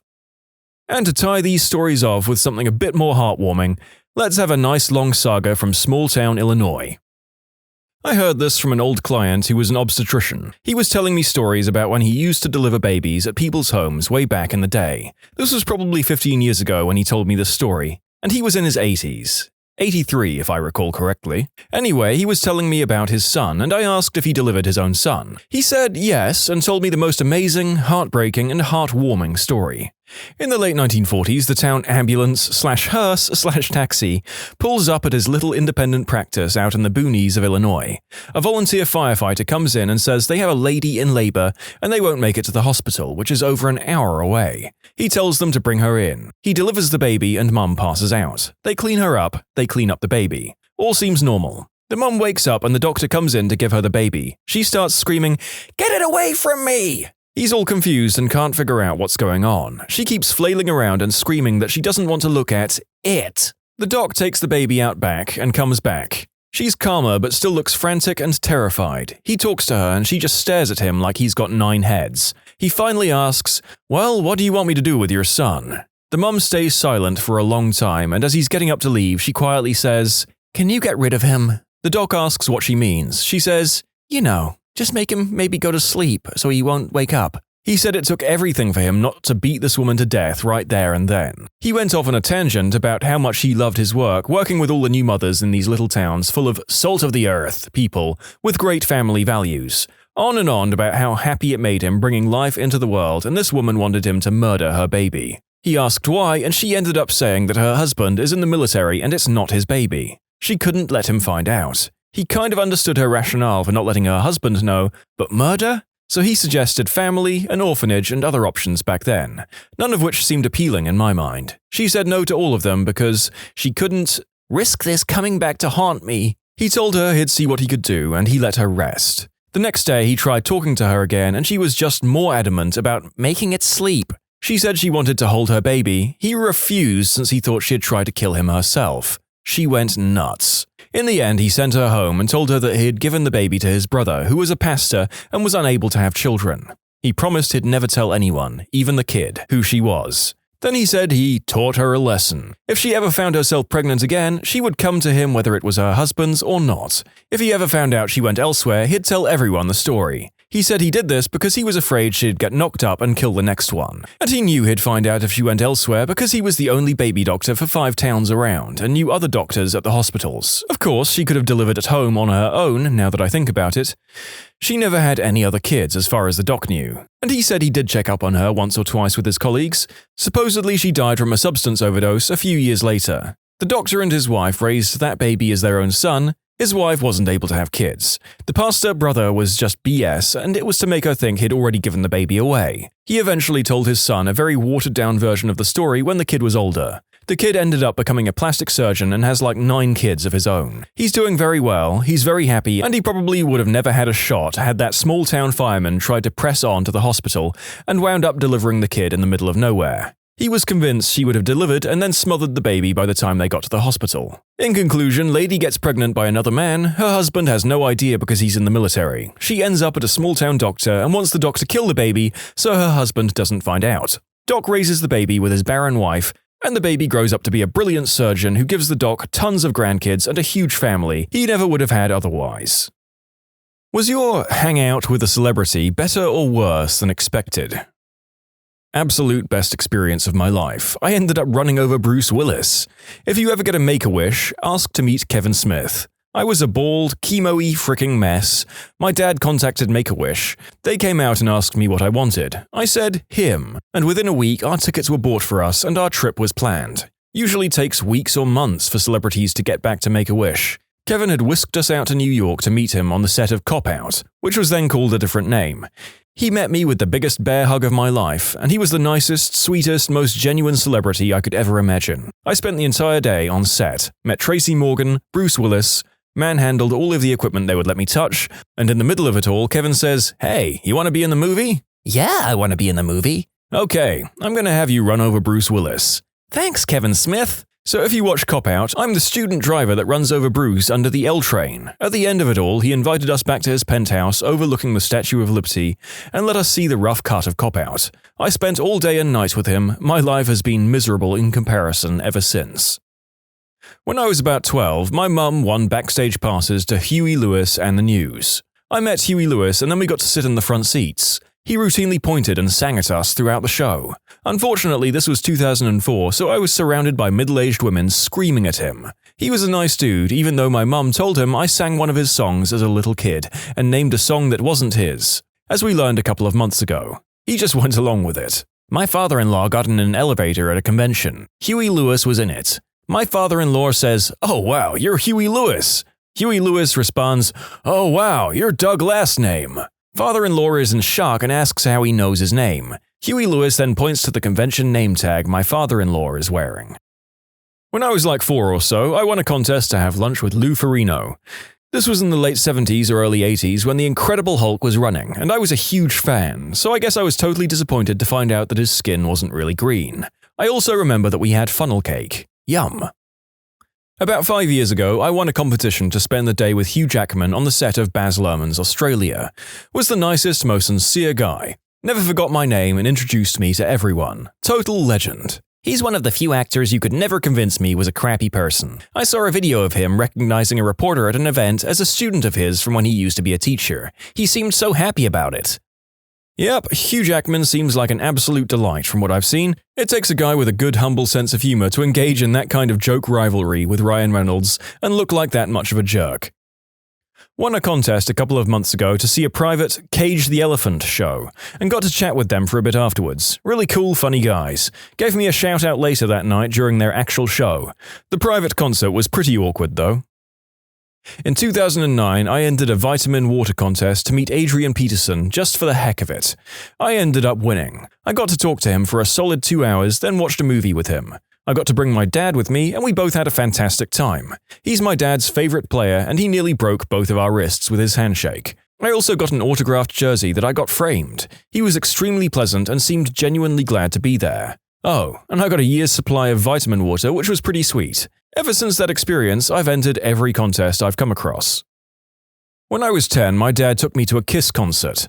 Poison opened up for them, and we got to go backstage. It was kind of cool seeing all these huge guys with long hair that I had no clue who they were. Gene picked me up and called me handsome. That's all I really remember about it, though. I met Richard Simmons at Walgreens. It went exactly as you'd imagine meeting Richard Simmons at Walgreens would go. I met Richard Simmons at the Gap in Santa Monica. I was buying a gray shirt and he comes up to me and starts going on and on about how gray is a bad color on me and I must wear purple. The color of royalty and passion. He was outrageous and exactly like he is on TV. He then walked around and picked out some purple shirts, went up to the counter, and had some woman, his assistant I assume, buy them for me. He kept asking me if I was single or in love. I'm a dude with a girlfriend. In conclusion, Richard Simmons bought me some purple t-shirts from the Gap. I nearly forgot his best line. When I was like, "Are you sure?" to buying me the shirts, he responded, "Don't worry, honey, I made a lot of money on my CDs." Well, I won a contest with Radio Disney to see a Seattle Sonics game with the band, Jump 5. I was 10 or so at the time, and it was pretty freaking cool, not so much to brag about now. A friend of mine got to meet Roger Bumpus, Squidward from SpongeBob, and overheard him curse. My friend said, "Squidward, you said a bad word." Roger turned to him, looked him in the eye, and said, "The frick I did." He then chatted for about 30 minutes and took a picture. Those are sentence enhancers. In high school, 2000 or so, I won a contest where you got to have dinner and meet Kane, the wrestler. We didn't really eat with him since he wore a mask, we sort of ate in the room with him there. He got a bunch of food to go and presumably ate it on his way to the next destination. The character of Kane didn't really talk, so there wasn't much interaction besides a handshake and a photo. It wasn't a bad experience, but I kind of thought there would be more to it. 2 months ago, in December 11th, it was the first Foo Fighters concert in Mexico, and just a couple of days before I happened to win a meet and greet with the band. I was so excited to meet my favorite band. All the band members are so awesome to hang out with, although the meet and greet is only like 10 minutes. I was able to chat with every member of the band, take a pic with all of them, except for Taylor. Pat gifted me one of his guitar picks, the band signed me a vinyl, and Dave Grohl took a selfie with me. It was one of my best days ever. I met Hanson by winning a drawing thing they do for their fan club after most shows. I've been a huge fan since I was 12. The three of them arrived looking rather glazed over, shook our hands and took pictures without asking us our names, or saying anything other than a polite greeting, and went on their merry way. Polite but impersonal. You could definitely tell that they'd been through the motions too many times. My mum won a radio contest to hang out with Ludacris and I got to tag along. It was pretty cool, he's an awesome guy. He had complaints about whoever thought it was necessary to tell the caterers to bring so much chicken. He just talked about what his life was like and what it's like now. He learned everyone's name and signed a ton of stuff. Didn't get to spend as much time with the band though, just a meet and greet, a few questions and a quick show. It was fun, the band is awesome. Also, they love to have fans come up and sing with them, which is one of the coolest things I've seen a band do in a while. In 2001, I won a trip to Hollywood and a meet and greet with Jennifer Tilly. She was an absolute peach. Friendly, bubbly, personable, gorgeous. Everyone was telling how much they enjoyed her in Bullets Over Broadway. I was the only one who told her that I loved her in Bride of Chucky. She giggled and told me that was her favorite too. I've loved her ever since. That's sweet. I imagine doing a schlocky horror film would be tons more fun than most other productions anyway. Awesome. When I was maybe 12 to 13 years old, there was a contest on the radio to win a free lunch with Buzz Aldrin. First successful trip to the moon and the second guy to step foot on the moon. Apollo 11. At a Planet Hollywoods, or some similar themed restaurant. The question on the radio was simple. Name the 3 men in the Apollo 11 missions. My mum, who was driving me to basketball practice, swore the third guy was named Shepard or some other name. But I, a kid who was into space for a bit, knew that it was Neil Armstrong, Buzz Aldrin, and Michael Collins. My mother pulled the car over, called in, got through, and used my answer instead of hers. We won. I got to skip school to go to the restaurant and get a free lunch. I barely got to meet Buzz Aldrin though, and this was probably around 1997 to 1998-ish, so Buzz was in his mid to late 60s. He had a table set up, and he was signing autographs. I bought an original Apollo 11 poster my mum had saved away in the closet. Totally forgot how or why she had a vintage 8x10 glossy prints of all the astronauts and a super cool metallic print poster. But basically, I said hello to an old man, told him I knew the answer to a radio show, got some things signed and a photo was taken. Then I sat down and ate a burger with my mum. Pretty but hey, I got to skip school. In conclusion, won a radio contest with Buzz Aldrin of Apollo 11. I was pretty young and I didn't care. A couple of years ago, I did a science history project on what was going on at NASA ever since we landed on the moon. Well, one of the bits I was excited about was the trip to the moon to bring back a whole bunch of samples.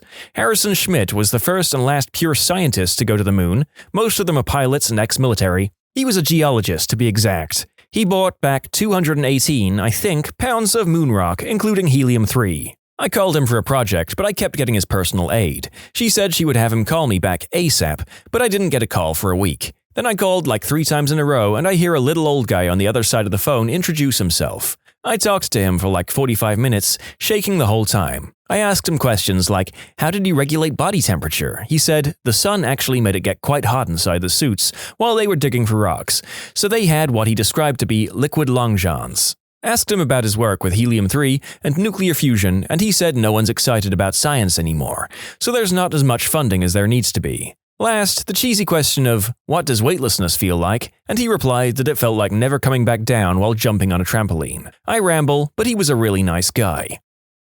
When I was 3, 1993-ish, my mum won tickets to go see the Wiggles at the Fremantle Town Hall. Anyway, once the show was over, me and my friend kept on dancing and playing in the hall while our mothers talked. We were only 4 left. As the Wiggles were leaving, they noticed us and played with me and my friend for about 20 minutes.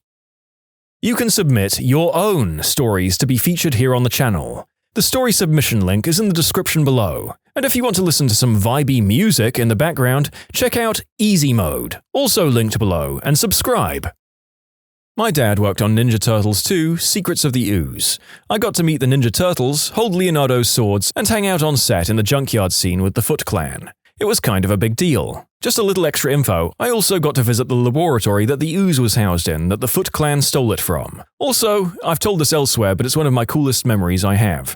After visiting my dad on set, my mum and I have to go leave, and as we drive outside of one of the giant sound stages, there are 2 guys, a prop master and costume guy, machining something metal. Sparks are flying off this workbench. Hard to tell what it was at first. As we get closer, I realize that what I'm looking at is none other than Shredder's helmet. But not just Shredder's normal helmet, it's the helmet of Super Shredder. Helped install Tom Hanks' home office, computers, printers, etc. He was really nice, does that count? He gave the 2 of us cookies. Computers? Printers? I thought he only liked typewriters. They're not AOL compatible. A friend of mine had cancer back in 2nd grade. The Make-A-Wish Foundation set him up to go with a friend to meet Fall Out Boy. I got to be that friend. We got front row tickets to one of their concerts and we got to go backstage and meet them. I don't remember a lot of it, but they were really cool dudes and gave him a signed guitar, so that was cool. In '96, I won a contest to meet Adrian Paul of Highlander. We chatted about nerdy stuff, and years later, when I had my firstborn child, he contacted me to give congratulations. I still to this day don't know how he had my number or knew we were expecting. Pretty cool all around. I won a contest for a meet and greet with Cascade, general admission floor tickets to his AmITheA show, and VIP tickets to his afterparty.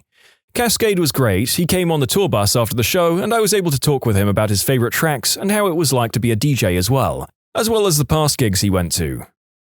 He really loves his fans, and I was lucky to get an autograph and picture with him. Some other people weren't so lucky because of Cascade's time constraints. Overall, a pretty awesome night. I found out I won at 3 p.m. on the day of the show, so I was kind of ecstatic. I was in the middle of stressing out for a licensing exam I was studying for, so this was the perfect stress reliever. Not to mention, I only spent $20 the whole night. Back in 2009, a friend of mine got us backstage for 9 Inch Nails for a quick band meet and greet. Trent had been someone whose music got me through adolescence, so I was pretty amped to meet him. When it came time, I walked up, we did the standard, everyone pose for the photo, and afterwards I said, "This is random, but I've got to know, are you a Dig or Reddit guy?" He looked at me, and I'll never forget this. "Actually, dude, Kevin Rose is a good friend of mine. I'm definitely a Dig guy." Well, I'm the co-founder of Reddit." "Geez, I'm sorry, dude." I thanked him for the photo and walked away. It was still a great show, and things worked out okay in the end. The moral of that story, kids, is to never meet your idols. Back in 2009, Dig was our chief competitor. It wasn't a platform for communities, just a single community, but the social news part was similar enough that everyone called us competitors. For anyone wondering, the person writing this story is verified as the actual co-founder of Reddit, and I'm honestly just including him on here because I can't believe that his testimony came up in my scriptwriting process about meeting celebrities. When I was 15, Tweekend had just been released. I got one of the first copies, which had a contest to win tickets to Cyberfest, a huge concert, 5 stages or something, with backstage VIP passes to meet the Crystal Method. I won. I never win anything in my life, never ever. My mom wouldn't let me go. I didn't have an appropriate person to go with and give me a ride, someone she was sure wasn't on substances, and she didn't want to chaperone me. Goodbye $200 tickets, goodbye. I still haven't forgiven her for that. That's fricked up. I could maybe understand couldn't chaperone, but didn't want to is not a good enough excuse for making your kid miss something that cool. I totally agree. I mean, I went to the Justin Bieber movie, for Christ's sake. My eardrums will never be the same. This guy's mom should have bit the bullet and just gone to the concert.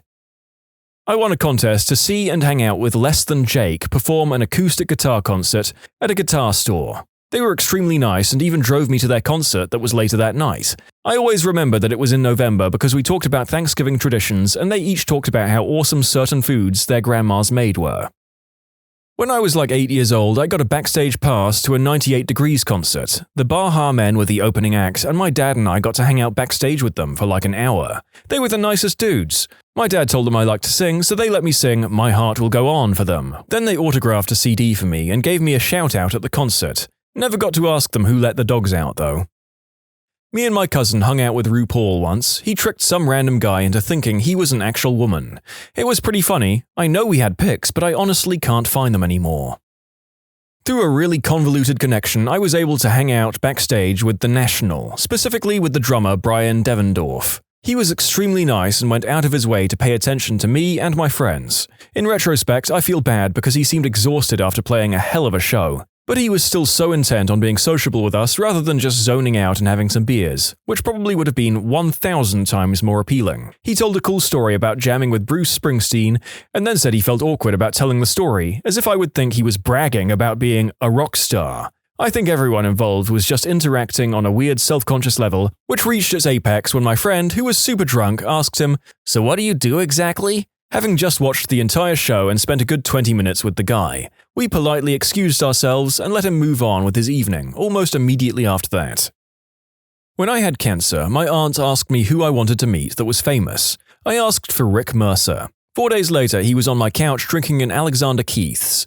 We ended up exchanging numbers, and we have been friends ever since. He even got me and Alex Lifeson of Rush to become friends. Not the exact type of answer you're looking for, but better than a friend of a friend met. I've got one. When I was real young, my dad and me went to go meet Robert Englund. He was signing autographs and he was saying it was always nice to meet his fans when my dad said, "My sister-in-law is terrified of you." Englund responded, "Is she home? Do you have her number?" Robert Englund, my dad and I went over to a payphone where he dialed the number and waited for her to pick up. My aunt said, "Hello?" Robert Englund, as Freddy frickin' Krueger, "Is this the sister-in-law?" "Yes, who is this?" "I'll be seeing you in your dreams tonight." Then he hangs the frick up while cackling like a madman. So yes, sometimes meeting your heroes is as awesome as you would expect. Once I won VIP tickets and a meet and greet to go meet the Dirty Heads. I arrived, did the usual pictures with the group, and then we went on the tour bus to hang out before the show. Absolutely the most boring people I've ever met. I'm sure it's because they were on Green Herb, but 2 of them laid down for a nap and the rest were just smoking and chatting amongst themselves. I ended up just chatting with the tour manager. I would have rather just stayed inside the venue and met people there rather than the band. Glad it wasn't for the entire day. Maybe 15 years or so ago, my friends and I went to a horror convention in New York. One of the featured guests was Tom Savini. At the time, my friend Tony was super into horror makeup and a big horror movie buff, as all of my friends were. At any rate, I guess none of us knew Tom was going to be there. So when Tony found out, he got wet his pants excited about it. I've never been the starstruck kind, so I was sort of weirded out by his behavior, but figured he'd cool his jets when he finally got in line to meet the guy. Nope. Tony's steadily getting more and more visibly anxious and he keeps telling me, "Guy's my childhood hero, you know, man?" I get it, I've loved Savini too since I was a kid, but I guess Tony just got super stoked for meeting the guy or something. So we get to the front of the line and I shake Tom's hand and go, "I love your work, man, keep doing what you do." And I turn to Tony expecting him to introduce himself, and Tony literally has his hands covering his mouth in that 7-year-old girl who just met a Disney princess at Disneyland pose. Except this is a burly, bearded 27-year-old wearing an Eraserhead t-shirt. We stand there for like 5 horrible seconds, and I kind of turn to Tom to say something on Tony's behalf, and I get about a quarter of the syllable out of my mouth before Tony blurts out, "Childhood hero!" and runs out of the conference room, leaving me standing there with a very bemused Tom Savini. I don't even remember how I recovered, I just think I said something along the lines of, "He's a really big fan of yours, thanks for your time," and walked with about as much dignity as I could muster. I didn't win anything, but I did make Steve Martin uncomfortable. My then wife bought tickets to see him receive the Mark Twain Award for Comedy at the Kennedy Center. My wife and I had been out at a bar and I was finishing my gin and tonic. I ordered a second. As the bartender delivered it, the lights flashed. That's the indication that it's time to get seated. I tossed my gin and tonic down my throat and headed toward the ticket ripper lady. As she inspected our tickets, I asked, "I'm sorry, where's the closest men's room?" "Up the stairs and to your left." "Thank you." And I went up the stairs and turned to the right, because I'm an idiot. But I saw a sign that said men's room. Good enough for me. I headed for the door, I peed, flushed, and turned around and washed my hands. No paper towels, no regular towel, nothing. I'm in a suit. I can't exactly wipe my hands on my pants. I'm stuck. I finally just decide to leave my wet hands held in front of me like a surgeon freshly scrubbed for surgery, and I leave the men's room. And I find my wife telling Mr. Steve Martin, "No, I don't really get your comedy. We're here because my husband is a huge fan. Oh, here he is. Roman, Steve, Roman." I blurt out, "I really am a huge fan." And he sticks out his hand for a reluctant handshake. I stick my still dripping wet hand in his and shake vigorously. "Congratulations on the award, Mr. Martin. Sorry about the wet hand, I just peed. We should be getting to our seats. It was an honor to meet you." And with that, I let go of his hand, and my wife and I left for our seats on the exact opposite side of the balcony. Just before we rounded the corner, I looked back and saw Steve Martin standing beside his balcony door, looking at his wet hand. I knew what was going through his mind. I can't even wipe my hands on my pants, I'm wearing a stupid suit. When you subscribe, make sure to hit the bell to turn on notifications. Put the playlist on in the background to finish listening to all the stories, or if you want some vibey music to put on in the background, check out easymode. If you like Am I the Genius, give Am I the Jerk a shot. Everything linked in the description.